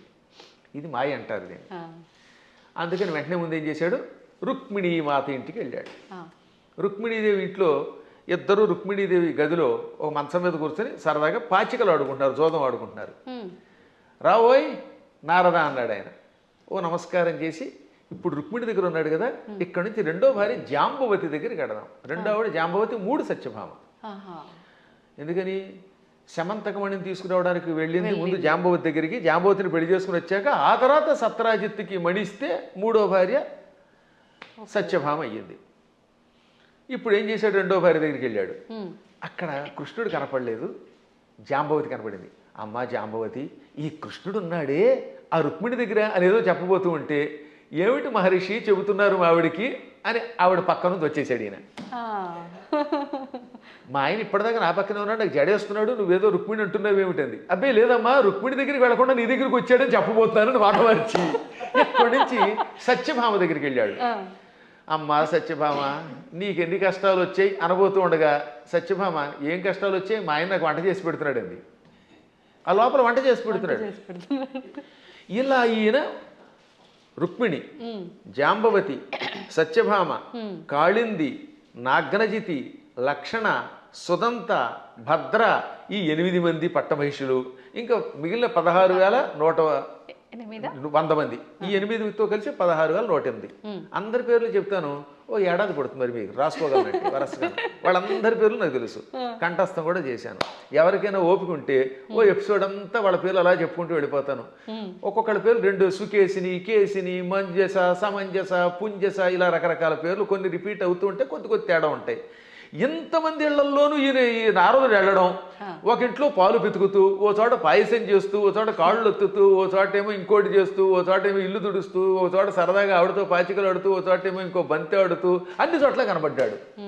పిచ్చెక్కిపోయింది నారదునికి. అంతే కదా మరి. ఇది భాగవతంలో నారదుడు కృష్ణుని పరీక్షించుట అనే ఘట్టంతో రాశారు భాగవతంలో. అప్పుడు ఆయనకి జ్ఞానోదయమై, నేను నిరంతర హరినామస్మరణం చేసిన వాడిని, నారాయణుడు సర్వాంతర్యామని తెలుసు. అసలు విష్ణువు అనే శబ్దం మనకు అర్థం ఏమిటి, వ్యాపకశీలత్వాత్ విష్ణు, అంతటా వ్యాపించి నిండి ఉన్నవాడు కనుక విష్ణువు అని పేరు. ఆయన భక్తుణ్ణి, ఆయన ఎక్కడున్నాడు అక్కడున్నాడా లేదా అని పరిశీలించడం ఏమిటి అని అజ్ఞానంలో పడ్డానని గ్రహించి వెంటనే కాళ్ళ మీద పడి స్తోత్రం చేస్తాడు. అంటే నారదునికే మాయ కలిగితే ఇక మనకి రావడంలో ఆశ్చర్యం ఉంది. కాబట్టి అన్ని చోట్ల ఉంటాడు ఆయన. ఆయన స్థాయిని మనతో పోల్చుకుని ఆయనలా ప్రవర్తిద్దామంటే, పులిని చూసి నక్క వాతలు ఎట్టుకుంటే వాతలు మిగులుతాయి, ఉన్న చర్మం పోతుంది, కానీ పులి మచ్చలు రావు. గురుగారు, ఇప్పుడు మీరు చెప్పిన దాన్ని బట్టి కృష్ణుడు ఆయన భార్యలతో ఉన్నది ఒక ఉదాహరణగా మాకు అర్థమవడం కోసం చెప్పినా అది వినటానికి అయితే చాలా బాగుంది. ప్రస్తుత రోజుల్లో నిజంగా భార్యాభర్తల బంధం అలా లేదని చెప్పాలి. అంటే అందరూ అని కాదు, కొంతమంది ఒక మిత్రుల్లా ఉండాలి అంటే సమయానికి తగ్గట్టుగా ఇద్దరు భార్యాభర్తలు అన్యోన్యంగా అలా ఉండాలి, కానీ అలా ఉండట్లేదు. ఎందుకని అంటారు? ఇప్పుడున్న కారణం ఏంటి చెప్పమంటానమ్మా, అసలు సగం సినిమాలే పాడి చేస్తున్నాయి, కొంత ఇప్పుడు సినిమాలు, మరికొంత మనుష్యులలో ఆర్థిక స్వాతంత్రం వచ్చేసింది. పిల్లల్ని చిన్నప్పటి నుంచి గారంగా పెంచడం తల్లిదండ్రులు చేస్తారు, సందేహాలు అక్కడ పెంచాలి. కానీ అదే సమయంలో భార్యాభర్తల బంధం ఒకరితో ఒకరు ఎంత జాగ్రత్తగా ఉండాలి, క్షణికోద్రేకాలతో కోపాలు తెచ్చుకొని తిట్టుకోకూడదు అనేది చిన్నప్పటి నుంచి చెప్పట్లేదు కదా. ఇప్పుడు పూర్వం రుక్మిణీ కృష్ణుల కథ, సీతారాముల కథలు చిన్నప్పటి నుంచి నూరిపోసి ఏదన్నా చిన్న చితక గొడవలు వస్తాయి. భార్యాభర్తలకు తగాదాలు లేకుండా ఎలా ఉంటాయి. సతీదేవి కూడా శివుడి మాట వినకుండా వెళ్ళిపోయిందా లేదా? ఒక్కసారి సతీదేవి శివుడు వద్దంటున్నా వినిపించుకోకుండా పుట్టింటికి చూడడానికి యజ్ఞానికి వెళ్ళింది, శరీరం విడిచిపెట్టింది. భర్తకు దూరం అయితే చివరికి మిగిలేది అదే. డబ్బు సంపాదించవచ్చు, నువ్వు ఇంకేదైనా పలుకుబడుతూ ఉండొచ్చు, కానీ భార్యాభర్తలు ఇద్దరూ ఐకమత్యంతో ఉండడం వల్ల వచ్చే ఆనందం వేరని కథలు చెప్పేవారు పూర్వం. మా చిన్నప్పుడు ఇలాంటి కథలే చెప్పేవారు. అందువల్లే పూర్వం ఒకసారి పెళ్లి చేసుకుంటే యావత్ జీవితం వాళ్లే దంపతులు. ఇప్పుడు 16 రోజుల పండుగ గడిస్తే గొప్ప. తొలినాడు ఏదో హడావిడి, మలినాడు మడావిడి అన్నట్టుగా అయిపోతుంది. 16 రోజుల తర్వాత మళ్ళీ ఇద్దరు విడిపోతున్నారట. కొట్టుకోవడాలు, తిట్టుకోవడాలు, ఇవన్నీ కొంత తల్లిదండ్రుల యొక్క పెంపకం లోపం, కాల ప్రభావం, మీడియా ప్రభావం అన్నీ ఉన్నాయి, ఒకదాని మీద ఒకటి పడుతున్నాయి. కానీ దైవానుగ్రహం వల్ల మళ్ళీ పూర్వపు లక్షణం వస్తుందని నాకు నమ్మకం. అందువల్ల నా ఉద్దేశంలో చిన్నప్పటి నుంచి పిల్లలకి చక్కని కథలు చెప్పాలి. వస్తాయి తగాదాలు అయినా, కానీ అయినా కలిసి ఉండండి. ఎప్పుడైనా భార్య కోపం వచ్చినప్పుడు భర్త తగ్గాలట, భర్త కోపం వచ్చినప్పుడు భార్య తగ్గాలి. ఈవిడేమో తోసుంటా అంది, ఈవిడ తోసుంటా అన్నాడు, ఇంకేముంది రెచ్చిపోతే కొట్టుకుపోతారు. ఇంకా విడాక్ విడాక్ విడాక్ అయిపోయింది. దీనివల్ల ఏమిటి సాధిస్తున్నారు చివరికి? ఒక్క ఇంట్లో సుఖంగా ఉంటున్నారా? ఇవాళ కలియుగంలో గుండెకాయ లబ్ డబ్ అని కొట్టుకోవడం మానేసింది. పూర్వం గుండెకాయ లబ్ డబ్ అని కొట్టుకునేది, ఇప్పటికీ చేయేస్తే లబ్ డబ్ అని ఉంటుంది. కానీ లబ్బు పోయి డబ్బు డబ్బు డబ్బు అని కొట్టుకుంటుంది. అదొక జబ్బు కింద పట్టుకుంది. దాంతో కుటుంబాలు విచ్ఛిన్నం అయిపోతున్నాయి. అయినా మా అదృష్టం ఏంటంటే మేము పిల్లలకి చిన్నప్పటి నుంచి వచ్చిన సంస్కారం వల్ల మా పిల్లలు అలాగే చక్కగా కలిసి ఉంటున్నారు. మా అన్నదమ్ముల పిల్లలు కలిసి ఉంటున్నారు. అందువల్ల వీటిని మళ్ళీ ఆదర్శంగా తీసుకోవాలి. ఈ మధ్యన మా పురాణాలు విన్నాక చాలామంది మార్పు చెందుతున్నారు. క్షణికోద్రేకంతో విడిపోతే ఉంది. తల్లిదండ్రుల ప్రేమ పిల్లలకు ఉండదు. ఈ పిల్లలు మళ్ళీ పిశాచాల్లా తయారైపోతారు. వీళ్ళు కొట్టుకుంటారు, హత్యలు చేస్తున్నారు, చస్తారు, బాంబులు వేసుకుంటారు. చివరికి ఏం సుఖం? ఒకసారి ఆలోచించండి. అందువల్ల ఐకమత్యంలో భార్యాభర్తలిద్దరూ ఒక అవగాహనకి రావడంలో ఎన్నో లాభాలు ఉన్నాయి. అసలు 3 ముళ్ళు అందుకే పెట్టారు. 3 ముళ్ళు ఏమిటి అనుకుంటారు? ధర్మేచ. ఒక ముడి ఎందుకు వేస్తున్నాడంటే ఈ రోజు నుంచి మన ఇద్దరం కలిసి ధర్మమును ఆచరిద్దాం. ధర్మం కోసం ఒక ముడేట. అంటే ఈ రోజు నుంచి భార్య భర్త ఇద్దరూ కలిసి ధర్మమును ఆచరించెదరుగాక. అర్థేచ. ధనం విషయంలో కూడా మీకు మీరే మాకు మేమే అని కొట్టుకోకుండా నువ్వు సంపాదించు, నేను సంపాదిస్తాం, ఇద్దరు డబ్బులు అక్కడ పెడదాం, ఇద్దరం కలిసి అవగాహనకు వచ్చి ఖర్చు పెట్టుకుందాం. ఈరోజు నువ్వు గొలుసు చేయించుకో, వచ్చే నెలలో నేను ఉంగరం చేయించుకుంటాను. ఆ తర్వాత ఇద్దరం కలిసి కొంత లోను పెట్టుకుని, ఎలోనుగా బతకకుండా లోను పెట్టుకుని ఇల్లు కట్టుకుందాం, లోన్ తీర్చుకుందాం, ఇలా అనుకోవాలి. అలాగే ఏ విషయంలో అయినా ధనాన్ని విషయంలో భార్యాభర్తలు ఒకరికి తెలియకుండా ఒకళ్ళు ఖర్చు పెట్టకూడదు. అత్యావశ్యక స్థితిని ఉంటుంది అప్పుడు తప్ప. అందువల్ల అర్థము విషయంలో 2వ ముడి ఇవ్వాలి. ఇక 3వది కామేచ. కోరికలు కూడా ఇద్దరు కలిసి తీర్చుకోవాలి. ఆవిడికి దెబ్బకఠ దొంగల ముఠా సినిమా ఇష్టం, ఈయన గారికి ఏమో నాలాగే జయసింహ ఇష్టం. నేను జయసింహే చూస్తాను, కాదు నేనేమో ఇవే చూస్తాను అనకుండా ఓ రోజు జయసింహ, ఓ రోజు దెబ్బకఠ దొంగల ముఠా చూడండి. అలా ఇద్దరు కలిసి ఒకళ్ళు జానపదం ఇష్టం, ఒకళ్ళకి ఏదో గూఢచారి సినిమాలు ఇష్టం, ఒక్కొక్కళ్ళకి అవి ఇవి కాకుండా ఊడు పిల్లలు కొట్టుకునే సినిమాలు ఇష్టం. అలా ఇష్టాలు ఇద్దరు దాన్ని ఏమంటారు పంచుకోవాలి. ఇంక 2వది భార్యామడికి రోజు మైసూరు బజ్జీ ఇష్టం, ఈ భర్త గారి కర్మ వాడికి ఎప్పుడు ఫ్రైడ్ రైస్ ఇష్టం. అప్పుడు ఇద్దరు కొట్టుకోకుండా 2 చేసుకుని 2 చెరిసగా తినమనండి, ఏం చేస్తాం? అలా కోరికలు కూడా కలిసి తీర్చుకోవాలి. అందుకని ధర్మేచ అర్థేచ కామేచ నాతి చరామి అన్నాడు ఆయన. నాతి చరితవ్యం అని పురోహితులు వారు మంత్రం చెబుతారు. అతి చరితవ్యం అంటే దాటి వెళ్ళుట, చెప్పకుండా చేయుట. నా అతి చరితవ్యం అంటే దాటి వెళ్ళను. ధర్మ అర్థకామములలో నీ మాటే వింటాను, నిన్ను దాటి వెళ్ళను అని మంత్రం పురోహితులు వారు చెప్పమనగానే, బ్రహ్మగారు చెప్పమనగానే ఈయన నాతిచరామి అంటాడు. నా అతిచరామి. అతిచరామి అంటే నిన్ను దాటి వెడతాను, నీకు చెప్పకుండా చేస్తాను.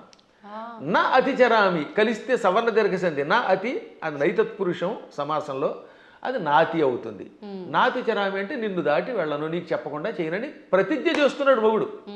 భర్త గారు భార్యామణికి 3 ముళ్ళు వేసి ఏమంటున్నాడు? ధర్మ అర్థకామములలో నిన్ను దాటి వెళ్ళను, నీకు చెప్పకుండా చేయనని ప్రతిజ్ఞ చేశాడు. ఆవిడ ఆనందపడిపోయి ఆహనా భర్త ఎంట అనుకుంటోంది. ఇంకా ఆ మాట మీద ఆయన నిలబడాలి, ఈవిడ నిలబడాలి. అప్పుడు ఎంత బాగుంటుందండి. పెద్దవాళ్ళు ఇంట్లో ఉండకుండా తరివేస్తే ఏమిటి లాభం? తల్లిదండ్రుల్ని పూజించడం, అత్తమామల్ని పూజించడం వల్ల పెద్దవాళ్ళు ఒక అండ. వాళ్ళు అలాగే ఉండాలి. మూర్ఖత్వంతో కోడల మీద పెత్తనం చేయకూడదు. ఈ రోజులో పెత్తనం ఎవడు ఒప్పుకుంటాడు? మీరు ₹1,00,00,000 జీతం ఇచ్చినా సరే ఒక్కరోజు ఏదన్నా అంటే వాళ్ళకి మండిపోతుంది. నేను చూశాను కదా, మన దగ్గర పనిచేసే అసిస్టెంట్లకి ఇచ్చినంతకాలమే ఆనందం. ఎప్పుడన్నా ఎరా ఈ పూట ఎందుకు అగరత్ వెలిగించలేదంటే నేను ఎందుకు వెలిగించాలని అంటాడు వాడు. ఎవరి మాట ఎవరు వింటలేదమ్మా. మేము చూస్తున్నా, నాకంటే మీకు బాగా తెలుస్తుంది. ఎందుకంటే మేము కొంచెం పురాణం రంగంలో ఉంటాం. మా దగ్గరకు వచ్చిన వాడు ఎక్కడికి పోడు. కానీ మీరు చూస్తారు ఛానల్స్ ఉన్నాయనుకుందాం. ఛానల్స్లో పైవాడు ఏదనంటే మర్నాడే ఉద్యోగం మానేడు ఇంకో ఛానల్. ఇది కాదు అది, అది కాదు ఇది. బోల్డ్ స్టూడియోలు, బోల్డ్ యూట్యూబ్లు, బోల్డ్ యూట్యూబ్లు ఎవడో వినడం. అలాంటి చోట కొంచెం జాగ్రత్తగా అవగాహనతో ఉండాలి. అప్పుడు కుటుంబాలు నిలబడతాయి, పిల్లలు బాగుపడతారు. మన పిల్లల కోసమైనా బాగుపడద్దా? గురుగారు, ఇప్పుడు మీరు ఇందాకే అన్నారు, నేను మళ్ళీ ఆ ప్రశ్నే అడుగుతున్నాను.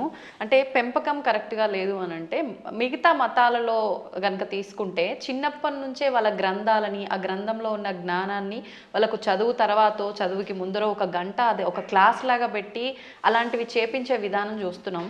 మన దగ్గరకు వచ్చేసరికి ఈ మధ్య కాలంలో ఎక్కువగా ఇలాంటి పెద్దవాళ్ళు చెప్తుంటే వింటున్నారు. అది ఎంతవరకు వింటున్నారు, ఎవరు వింటున్నారు అంటే పెద్దవాళ్ళే వింటున్నారు. దానికి గంట అరగంట చెప్పడం కదా, వాళ్ళు క్రూరత్వం నేర్పిస్తారు చిన్నప్పటి నుంచి. అది తప్ప ఇంకోటి లేదు.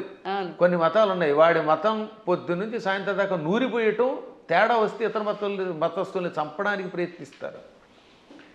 అంత మూఢత్వంతో బోధించవలసిన అవసరం కలియుగంలో మనకు కూడా వచ్చింది. ఇప్పుడు మనం బోధించట్లేదు. పిల్లలు బొట్టు పెట్టుకోకపోతే ఒప్పుకుంటున్నాం మనం. పిల్లలు గొడ్డలిపూ తిరుగుతామంటే తిరుగు అంటున్నాం మనం. స్వేచ్ఛ కాదనట్లేదు, ఎవరి బట్టలు వాళ్ళవే. కానీ కొంతైనా మనల్ని రక్షించుకునేలా చేసుకోవాలి. ఇప్పుడు ఎవరి స్వేచ్ఛను ఎవరు కాదంటారు? ఎవరి ఇష్టమైన బట్టలు వాళ్ళే కట్టుకుంటాం. నాకు కాషాయమే ఇష్టం, నేను ఒక రకమైన సన్యాసి జీవితం గడుపుతున్నాను, కుటీచక జీవితం అని చెప్పి నేను ఇలా చేస్తాను, మీరు అలా చేయండి కాదని అంటారు. కానీ కొంత జాగ్రత్త వహించాలి. అందుకని చిన్నప్పటి నుంచి పిల్లలు ఏం చేయాలంటే, మనం మన పిల్లల మీద ఎంత ప్రేమ ఉన్నా బొట్టు పెట్టుకోకపోతే, విభూతి పెట్టకపోతే, లేదా నీ సంప్రదాయంలో ఊర్ధ్వపుండ్రం పెట్టకపోతే ఆ పూట అన్నం పెట్టకు. కఠోరంగా ఉండాలి వాళ్ళలాగే, ఇతరులాగే. అలా అన్నం పెట్టే ముందు బొట్టు ఉంటేనే అన్నం పెట్టామనుకోండి, వాళ్ళు చిన్నప్పటి నుంచి బొట్టు పెడతారు. కానీ మనం అబ్బబ్బా సర్వమత సమానత్వం అంటే ఎక్కడ సర్వమత సమానత్వం? వాడు ప్యాంట్లు ఇప్పి కాల్చి చంపేశారు మొన్న పెహల్గాంలో. అంత క్రూరత్వంగా ఉంటున్నారు వాళ్ళు. కాబట్టి చిన్నప్పటి నుంచి మనం కూడా నేర్పవలసిందే. ప్రతిదినము భారత భాగవత కథలు, శివాజీ మహారాజు లాంటి వాళ్ళ కథలు చెప్పవలసిందే. ప్రతిదినము ఏదో ఒక స్తోత్రం ఎంతోసేపు చదవవలసిందే. అది చదివితేనే వాడు స్కూల్కి వెళ్ళాలి, అది చదివితేనే వాడికి అన్నం పెట్టాలి, అది చదివితేనే వాడికి ఏదైనా చేయాలి. అది చదవనంత వరకు వాడికి టీవీ కూడా పెట్టకూడదు. ఇలా మనం 10 ఏళ్ళు అలవాటు చేసాం అనుకోండి చిన్నప్పుడు, ఇంకా తర్వాత వాడు అలవాటు. మా చిన్నప్పుడు మా నాన్నగారు పురాణములు చెబుతూ ఉంటే, ఆయన మంచి కంఠంతో చక్కగా స్పష్టంగా చెబుతూ ఉంటే విని మేము ఇంకా అక్కడ దాని మీద ఆసక్తి పొందామా లేదా? అవునండి. అందువల్ల తల్లిదండ్రులు పిల్లలకి అది నేర్పాలి. ఇప్పుడు ఈ మతమును, మన మతమును మన పిల్లలకి నేర్పడం అనేది ఉందే, అది ఇంకో దానికో కాదు, కనీసం బ్రతకడానికి అవసరం అయిపోయింది. నువ్వు బతకాలంటే నేర్చుకోవాల్సిందే. లేదా ఆ మతం మారు, లేదా చంపేస్తాడు. భవిష్యత్తులో ఒకటే, నీ మతమును అనుసరించి నువ్వు గట్టిగా నిలబడకపోతే వాళ్ళ మతంలోకైనా వెళ్ళాలి, లేదా వాళ్ళ చేతిలో చావాలి. రెండే మిగిలి. చావలేము, ఆ మతంలోకి మారలేము, మధ్యలో బతకడానికి లేదు. కాబట్టి హిందువులారా, ఎవరేమనుకున్నా సూటిగా స్పష్టంగా మీకు చెబుతున్నాను, హిందువుల ఐకమత్యంతో ఉండడం ఇప్పుడు వాళ్ళ బ్రతుకు కోసం అవసరం.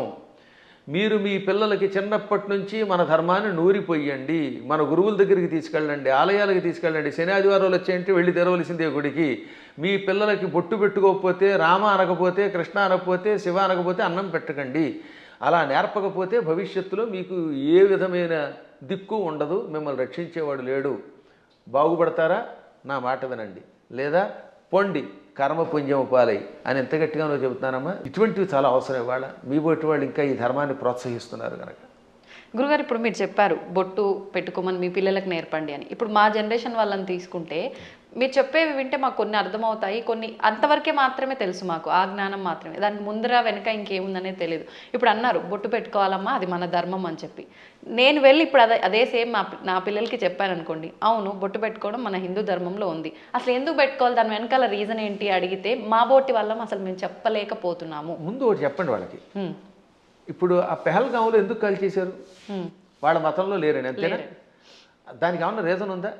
ఇప్పుడు నువ్వు బొట్టు పెట్టుకుంటూ ఇలా ఐకమత్యంతో 10 మంది కలిసి ఉండకపోతే రేపు పొద్దున్న నువ్వు మా వాడివి కాదని చంపేస్తారు. కాబట్టి ఒకటి ముందు మన ధర్మం బతకడానికి అవసరం చెప్పండి. రెండవది ఈ కనుబొమ్మల మధ్యలో బొట్టు పెట్టుకుంటే ఒకటి అందం. ఇప్పుడు మీరు ఆ కాస్త బొట్టు తీసేసి ఉంటే మీ మొహం చూడలేం, అదో రకంగా కనపడతారు, పిశాచపు మొహంలో ఉంటుంది. బొట్టు పెట్టుకుంటే సౌందర్యం.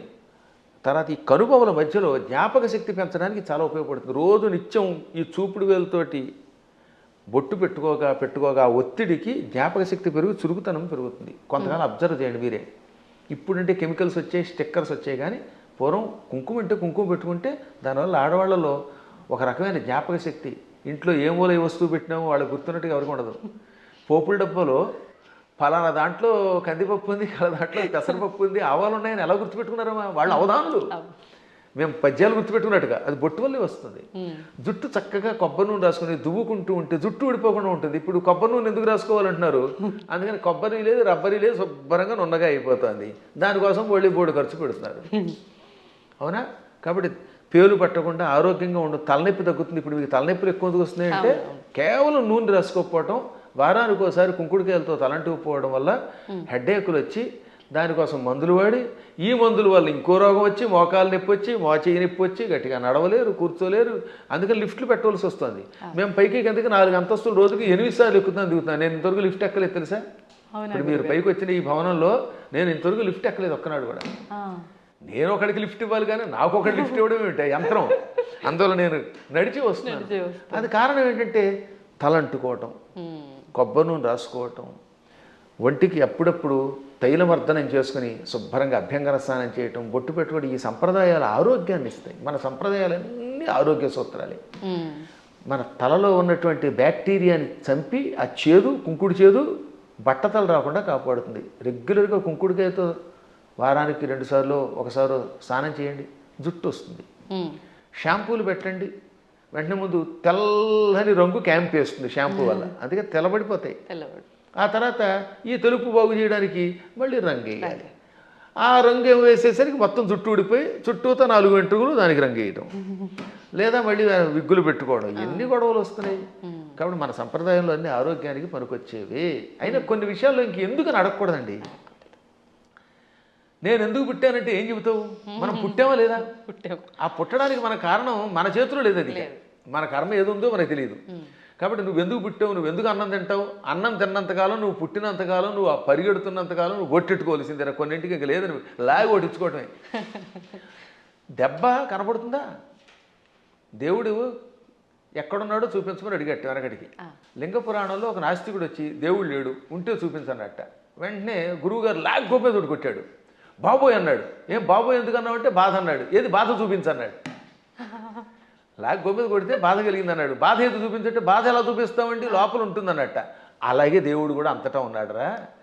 ఈ బాధలో, ఆనందంలో, వెలుతురులో, జలంలో ఉన్నది ఆ చైతన్యమే. అది లేకుండా పుట్టావు, లేకపోతే ఎముకల పోగు. ఆ ఎముకల పోగు మీద మళ్ళీ రకరకాల నరాలు, ఆ నరాలను అంటి పెట్టుకుని చీము, నెత్తురు, మాంసం, కండరాలు, మోకాళ్ళల్లో గుజ్జు, మా చేతుల్లో గుజ్జు, కళ్ళల్లో, గుడ్లల్లో చూపు, ఇవన్నీ పెట్టి పైన చర్మం పెట్టి ఓ సౌందర్యం ఇచ్చాడు ఈ శరీరానికి.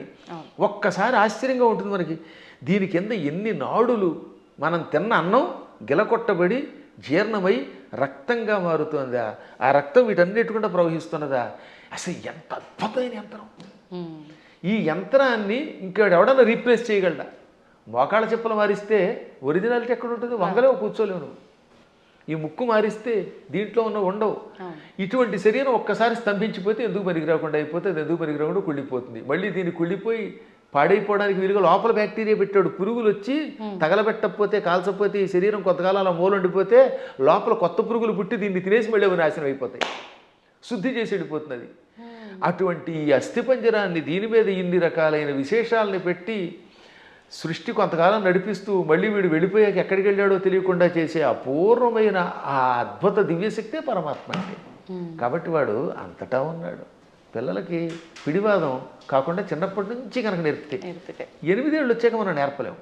బై బర్త్ చిన్నప్పటి నుంచి బొట్టు, బొట్టు, కట్టు, వాడికి స్తోత్రాలు నేర్పాలి. ఇప్పుడు నేను ఉదాహరణ చూస్తాను. మా మనవడు ఉన్నాడు, మా మనవరాలు ఉండేది.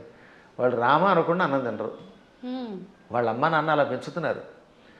శివాజీ మహారాజుకి జై అంటాడు మా మనవడు వచ్చి కత్తి తీసి. ఆ శివాజీ కథలు నేర్పారు. ఆ రకంగా చిన్నప్పటి నుంచి నేర్పితే ఖచ్చితంగా ఈ మార్గంలో వస్తారు. నేర్పినారని దరిద్రులు కొంతమంది ఉంటారు, కొంతమంది క్రూరులు. ఆ కమ్యూనిస్టులు మనమేం బాగు చేయలేము. వాళ్ళు నికృష్టులు, వాళ్ళ పక్కన వదిలేద్దాం, అది వాళ్ళ కర్మ. కానీ ముందు మన ప్రయత్నం మనం చేయాలి.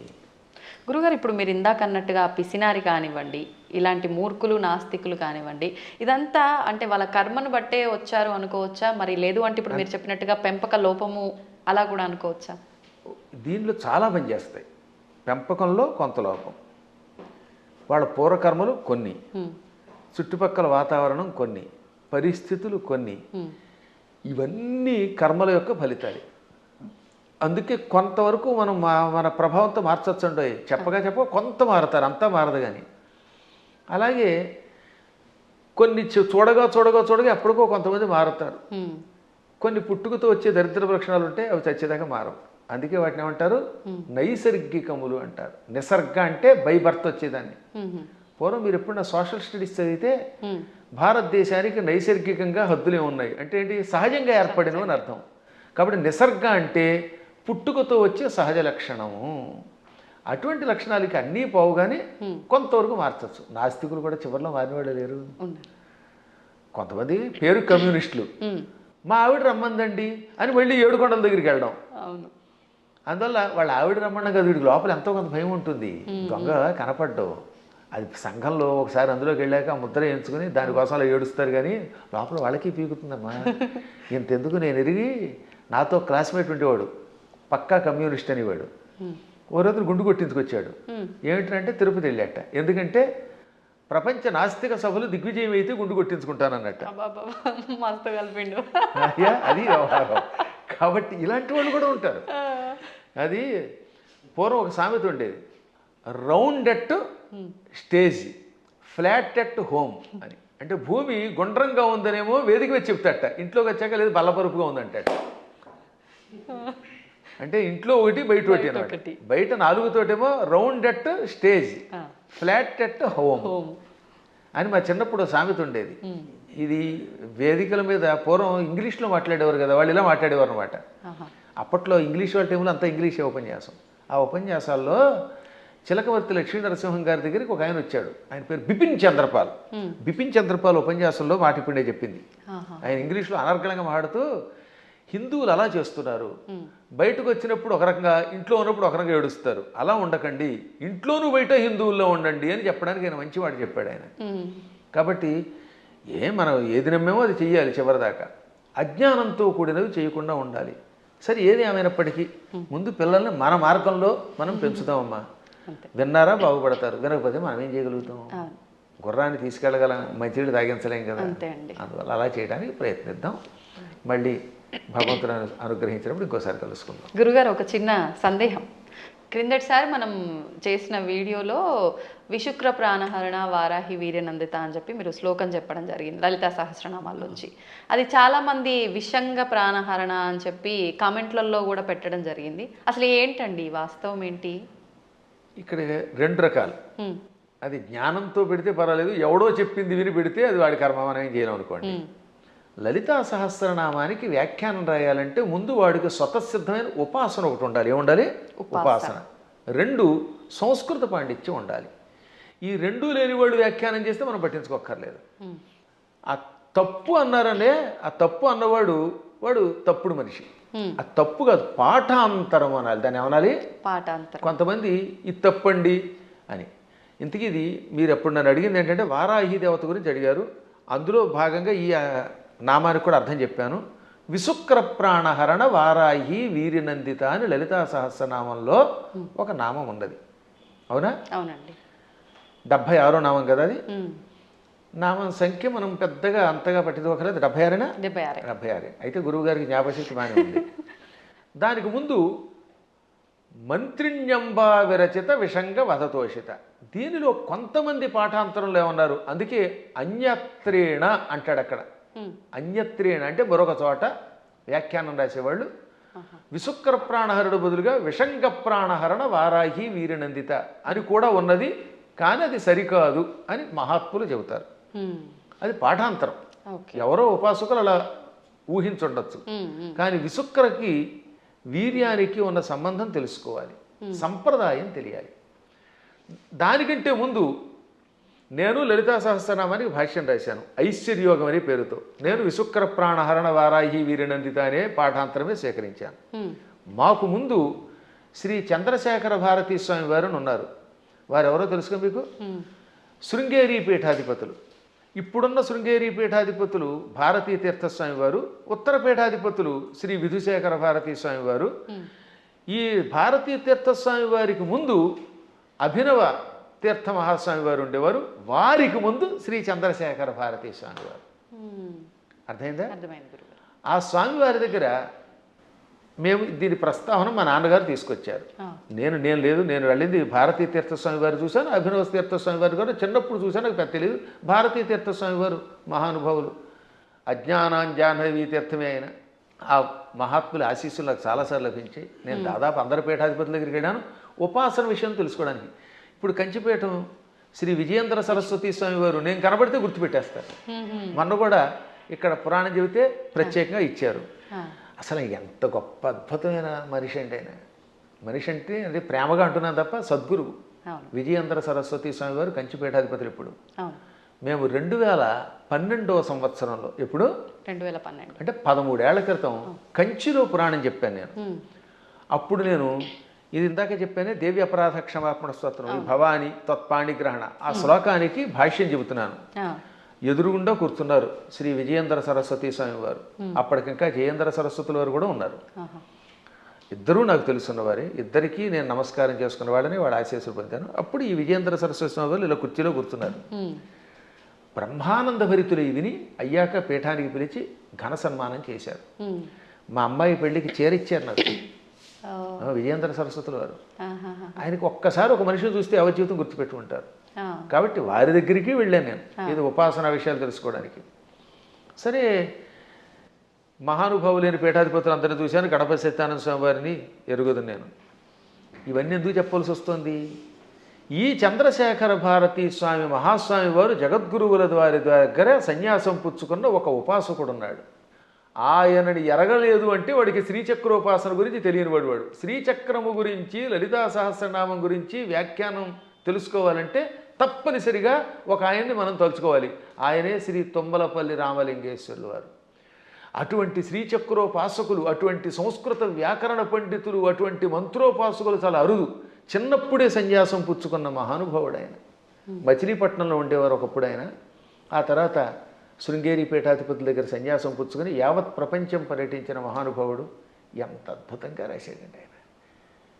ఆ మహానుభావుడు కూడా బాలానందిని వ్యాఖ్య లాంటి వ్యాఖ్యలు రాశారు. ఆయన కూడా విషంగా అనే ఒక పాఠాంతరం ఉన్నది, కానీ మేము స్వీకరించట్లేదు. కారణం విశుక్ర ప్రాణహరణ వారాహి వీరనందితాయి నమః అనే స్వీకరించారు. ఇంకా భాస్కర్ రాయలు వారు కూడా విశుక్ర ప్రాణహరణ అని రాశారు. ఎందుకు రాయవలసి వచ్చింది? శుక్రము అంటే వీర్యము, రేతస్సు అని అర్థం. శుక్రాచార్యుడికి ఆ పేరు ఎందుకు వచ్చింది? ఒకప్పుడు శుక్రాచార్యుడు చచ్చిపోయిన రాక్షసుల్ని బతికించడం మొదలెట్టాడు. శివుడు చంపడం, ఆ చచ్చిపోయిన వాళ్ళని ఏం చేసేవాడు? ఈయన మృత సంజీవని విద్యతో బతికించేవాడు. దాంతో చచ్చిన వాళ్ళు బతుకుతూ ఉంటే శివుడికి కోపం వచ్చింది. ఓరి కావ్య, అసలు శుక్రాచార్యుడు అసలు పేరు కావ్యుడు, కావ్య. అందుకే అమ్మాయికి కావ్యశ్రీ అని పేరెట్టండి అంటే శుక్రాచార్యుడికి సంబంధించిందా అని అర్థం అనమాట.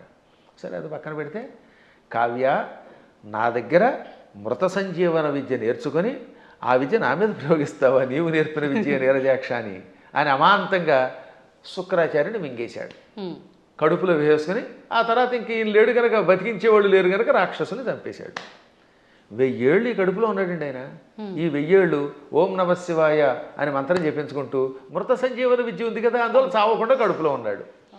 లోపల కడుపులో గుడగొడలాడుతున్నాడు ఈయన. మన వాడు కొంతమంది కాఫీ తాగితే గుడగొడలాడినట్టుగా కడుపు. ఒక రోజు పార్వతి ఏంటంటే ఆ కడుపులో గడబడ గుడగడ అంటే ఆ కావ్యుడిని మింగాను అనగానే ఆవిడ జాలిపడి, వాడు మరబెట్ట లాంటి వాడే కదండి, వాడిని ఎంతకాలం కడుపులో ఉంచుతారంటే కొంతకాలం శిక్ష వేశాను, సరే ఇహే నువ్వు రమ్మంటున్నావు కనుక వాడిని బయటికి రప్పిస్తానని, కావ్య నా చరమధాతువు నుంచి అంటే నా రేతస్సు నుంచి బయటికి రా అన్నాడు. నోటితో మింగాను, మళ్ళీ నోటితో బయటికి కక్కితే ఏమవుతాడైనా వాంతి అవుతాడు. వాంతి రూపంలో ఉన్నవాడు గురువుగా పనికిరాడు. కక్కిన వాంతి అశుద్ధం కదా అది. అందుకని శివుడు కూడా నా నోటితో కక్క నిన్ను, నా ధాతువు నుంచి బయటికి రా, అప్పుడు నా కొడుకుతో సమానం అవుతావు అన్నాడు. అప్పుడు ఆయన శివుడి యొక్క గుహ్య ప్రాంతంలో నుంచి రేతస్సు నుంచి బయటకు వచ్చాడు. శుక్రము తెల్లగా ఉంటుంది వీర్యము.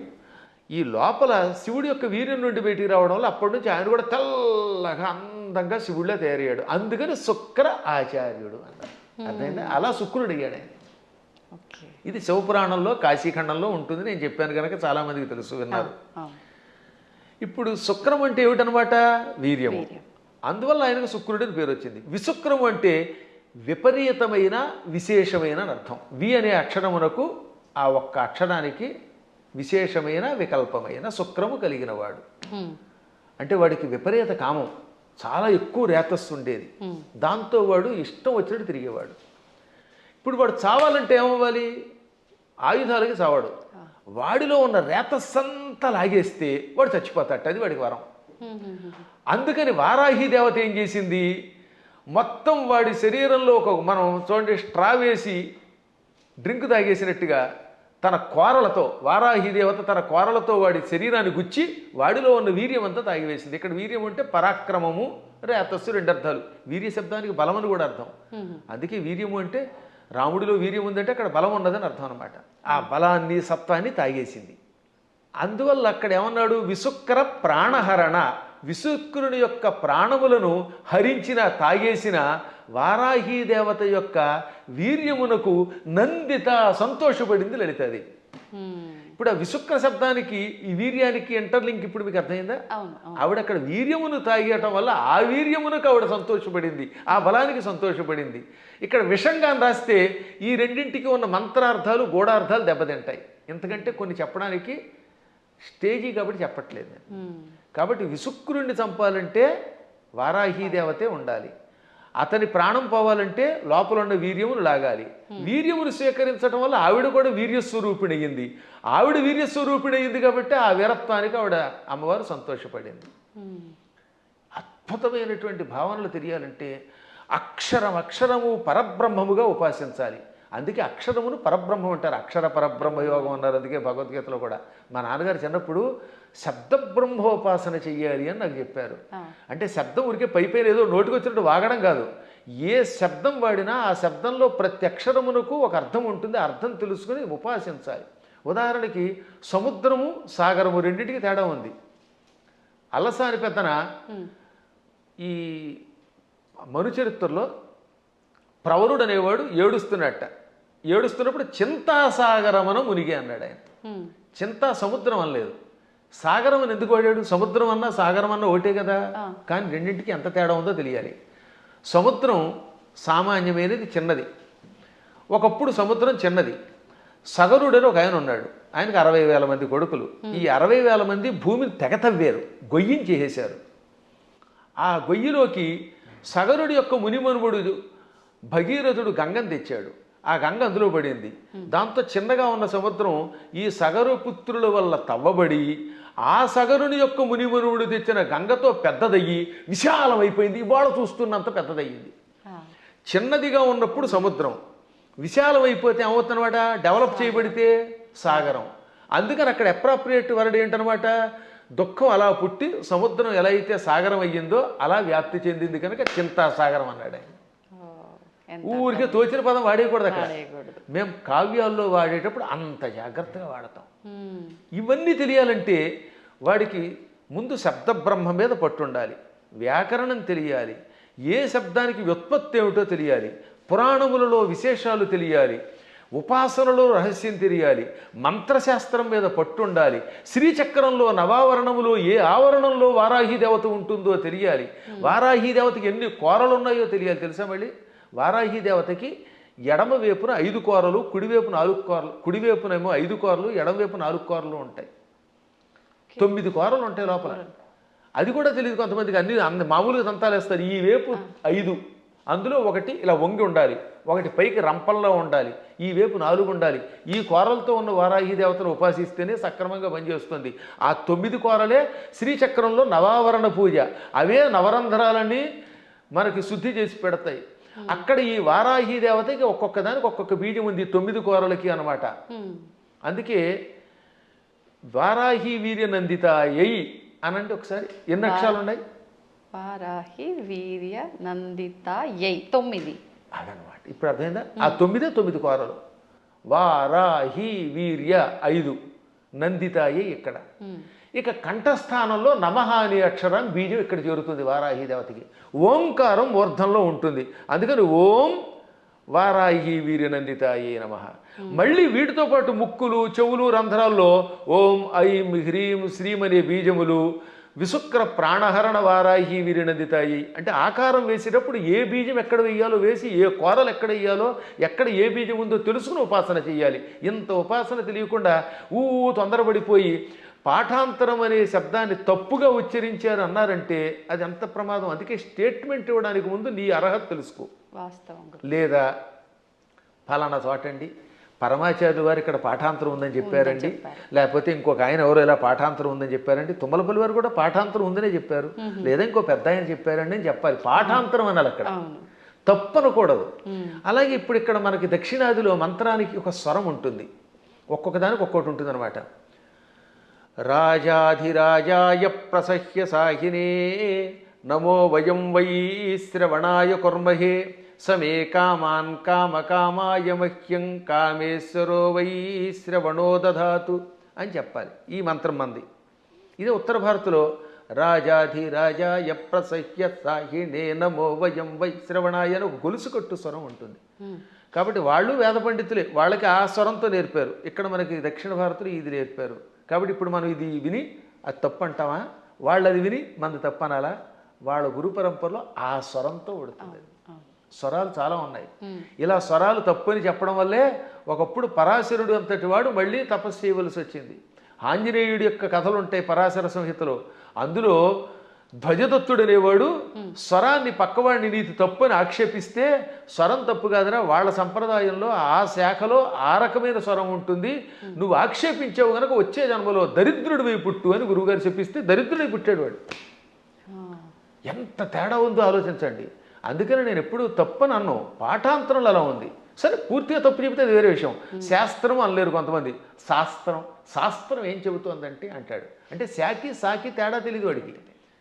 సా అనేది దంత్యం, శా అనేది తాళవ్యం. శాస్త్రం అనకుండా శాస్త్రం అంటే ఏం బాగుంటుంది. ఇప్పుడు మన వాళ్ళకి తెలుగు చెప్పక్కర్లే. పెళ్ళి అనమంటే పెళ్ళి, పెళ్ళి. వెళ్ళి అనమంటే వెళ్ళి. వెళ్ళి అంటే ప్రవాహం అని అర్థం అమ్మా. వెళ్ళి రండి అంటే అక్కడ ఇక్కడ నుంచి ఇంకో చోటకి ప్రయాణం అవ్వండి అని. అదే వెళ్ళి అంటే ప్రవాహం. పాల వెళ్ళి అంటే పాల యొక్క ప్రవాహం, క్షీర సముద్రం అని అర్థం. పాల వెళ్ళి అంటే ఏమిటనుకుంటున్నారు అర్థం? క్షీర సముద్రం అని అర్థం, క్షీరసాగరం. కాబట్టి వెళ్ళి రండి అంటే పొంగెత్తి నీళ్లతో ముంచండి అని అర్థం. మమ్మల్ని ముంచండి అని మీరే చెప్తారు, నా కొంప ముంచండి అని. కాబట్టి వెళ్ళి పెళ్ళి అంటే ఎంత అసహ్యంగా ఉంటుంది. వెళ్ళి అనలేక ఉచ్చారణ రాదు, ఏ శబ్దం ఎలా పలకాలో తెలియదు, మంత్రశాస్త్ర నియమాలు తెలియవు. ఎవడు పడితే వాడు స్టేట్మెంట్ ఇస్తేలాగా. ఎంత గట్టిగా ఎందుకు చెబుతానంటే ఇంక మీదటైనా పిచ్చి పిచ్చిగా ఇలాంటి వాటిల్లో వింటున్నప్పుడు పిచ్చి కామెంట్లు పెట్టకండి, దానివల్ల నాశనం అవుతారు. తెలిస్తే తెలిసినట్టు పెట్టండి. లేదా మాకు అనుమానం ఉందండి, ఎవరి దగ్గర నా తప్పు అంటారేమిటి, ప్రతివాడు తప్పు అనడానికి. అందువల్ల లలితా సహస్రనామంలో అనేక భాష్యములు ఉన్నాయి. మేము కూడా ఐశ్వర్యయోగం అనే అద్భుతమైనటువంటి ఒక భాష్యం గణపతి సచ్చిదానంద స్వామి వారి యొక్క ఆశీస్సులతో రాసి పెట్టాం.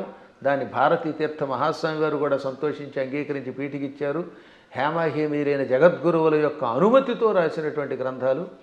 ఎప్పుడైనా మీకు అనుమానం ఉంటే ఒక పాఠాంతరమో అనుమానమో అనండి తప్ప ఫలానా వాళ్ళ దాంట్లో తప్పు ఉందని తొందరపడి అనకండి. తప్పు అనాలంటే ఆ స్థాయి ఉండాలి, దానికి వివరణ ఇవ్వాలి, అంతే, మూల్యాన్ని చెల్లించాలి. ఇప్పుడు ఏమన్నా అంటే అహంకారం ఉండవు. అహంకారం ఏమీ రాని సన్నాసిగా అహంకారం ఉంటే ఏం మాకెందుకు ఉంటుందమ్మా? దక్షిణాహంకారం ఉండవలసిందే. విశ్వనాథ సత్యనారాయణ గారు ఏమన్నారు తెలుసా? చల్లపిళ్ళ వెంకట శాస్త్రి గారికి నాలాంటి శిష్యుడు ఉండడం ఆయన ఘనత అన్నాడు ఆయన. అదే కాదు అంతే. అప్పుడప్పుడు ఒక్కొక్కసారి భాషా పాండిత్యంలో మేము కూడా అలా అనకపోతే ప్రతి అడ్డమైన వాడు నెత్తి మీద ఎక్కడ మరి. అందువల్ల చిన్నప్పటి నుంచి తిండి తిప్ప మానేసి ఎన్ని శాస్త్రాలు ఎన్ని వ్యాకరణాలు చదువుకున్నాం. 25 శతావధానాలు చేసిన వాడిని ఇంకోటి చూపించండి ప్రస్తుతానికి. మరి ఇన్ని శతావధానాలు చేసిన మమ్మల్నే మీరు నోటికి వచ్చినట్టు ఏదో కామెంట్ పెడితే ఏ అక్షరం ముక్కరా అని మిమ్మల్ని మేమేమనాలి, అవునా? అవును అవును. కాబట్టి సందేహం లేకుండా నేను పండితుండి ఎవడేమనుకున్నా ఇంకోటమ్మా, అనవసరంగా అహంకారం తెచ్చుకోకూడదు. కానీ అహంకారం ఒక్కోసారి ఉండవలసిందే. పద్మాగర్ గారు సొంత డబ్బా కొడుతున్నాడు అనుకుంటే కొట్టుకోమనండి, ఏం పర్వాలేదు. ఎందుకని? మీరు ఉద్యోగానికి వెళ్ళాలి. ఓ చోట మిమ్మల్ని ఉద్యోగానికి రమ్మన్నారు. అప్పుడు అప్లికేషన్ ఏమని చెప్పాలి మీరు? నేను చవటని, ఆత్మస్థుతి చేసుకోకూడదు కనుక, అంతేత నేను చవటని, నాకేమీ రాదు, వాక్శుద్ధి లేదు, నా మొహం తగలయ్యా, నేను ఇలా ఉంటాను, నాకు ఉద్యోగం ఉండంటే ఇస్తారా? కానీ అప్పుడు ఏం చేయాలి? ఇప్పుడు ఉదాహరణ నేనే ఉద్యోగానికి అప్లై చేశాను ఒకప్పుడు లెక్చరర్గా. ఇప్పుడు గోల్డ్ మెడలిస్ట్ని, ఎంఏలో ఫస్ట్ క్లాస్ నాది, ఫస్ట్ ర్యాంక్ నాది, నేను ఎంఫిల్ చేశాను, పిహెచ్డి చేశాను, లేక నెట్ పాస్ అయ్యాను, నాకు ఇంత అవధానాలు చేశాను, పండితుడంటే ఉద్యోగం ఇస్తాడా? నేను నన్ను పొగుడుకోకూడదు కాబట్టి చెప్తానండి, నేను సన్నాసినండి, చవటనండి, నాకేమీ రాదండి, నాకు ఉద్యోగం ఉండండి, ఎవడిస్తాడమ్మా? కాబట్టి ఒక్కోసారి ఆత్మస్తు తప్పదు. ఇలాంటి వాళ్ళకి సమాధానం చెప్పడం కోసం ఇలా మాట్లాడతాం. అలా విత్తప్పుడైతే ఈశ్వర కటాక్షం వల్ల ఇదంతా వచ్చాయి. నేను అలాగే రాసుకున్నాను పద్యంలో, అమ్మా జగన్మాత నిన్ను ఉపాసించి ఇంత గొప్పవాడిని అయ్యాను. అమెరికా వెళ్ళాను, చాలాసార్లు వెళ్ళాను. ఫస్ట్ టైం వెళ్ళినప్పుడు 2006లో 19 ఏళ్ల క్రితం అక్కడ ఓ అద్భుతమైన పద్యం చెప్పాను. ఏమని? ఎక్కడి ఆంధ్రమందు గల ఏలురో, ఎక్కడి ఆంధ్రమందు గల ఏలురో, ఎక్కడి కాలిఫోర్నియా దిక్కును మ్రొక్కులేని పరదేశమునందున నిర్భయముగా ఒక్కడనై చెరించితి, మహోన్నత కీర్తిని గంటి సంపదల్ మిక్కిలి గంటి. ఇదంతా పొగడ్త కింద ఉంది కదా. ఎక్కడి ఏలూరు, ఎక్కడి కాలిఫోర్నియా దిక్కు మొక్కులేని పరదేశంలో నిర్భయంగా ఒక్కడిని తిరిగాను, కీర్తి పొందాను, సంపదలు పొందాను. కానీ చివరిని ఏమన్నాను తెలుసా? మిక్కిలి కీర్తి గంటిని నీ పద జలేజము భక్తిని గొల్చి అంబిక. అది కొసం మెరుపు. ఇదంతా ఎలా వచ్చింది? నీ పాద పద్మములను భక్తితో ఆరాధించటం వల్ల. సంపదల్ మిక్కిలి గంటి నీ పద జలేజము భక్తిని గొల్చి అంబిక అని ఆ సంపదల్లో లకార పొల్లు చివర ఉండడం వల్ల జలేజములో అలుక్ సమాసంలో ఎతి కూడా పడింది దానికి అలాగా. కాబట్టి చిట్ట చివర అమ్మాయి ఇదంతా నీ అనుగ్రహం అంటాం.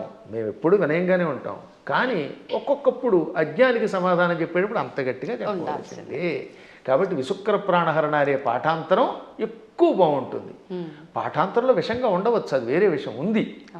ఉన్నప్పటికీ ఇదే.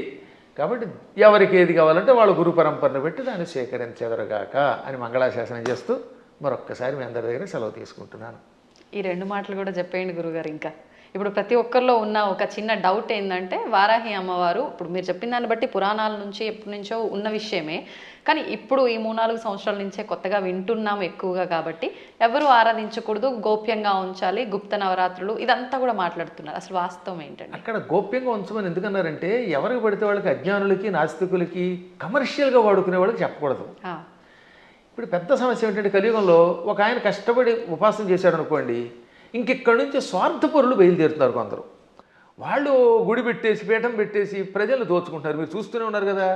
చీరల్ని ప్రమోట్ చేసేవాడు, పూజల్ని ప్రమోట్ చేసేవాళ్ళు, బాబో ఎలా తయారయ్యారంటే అలా తయారయ్యారు. అందుకని వద్దని అండంలో ధర్మం ఉంది. కానీ అసలు ఉపాసన వద్దండం, మనవాళ్ళం వద్దండానికి.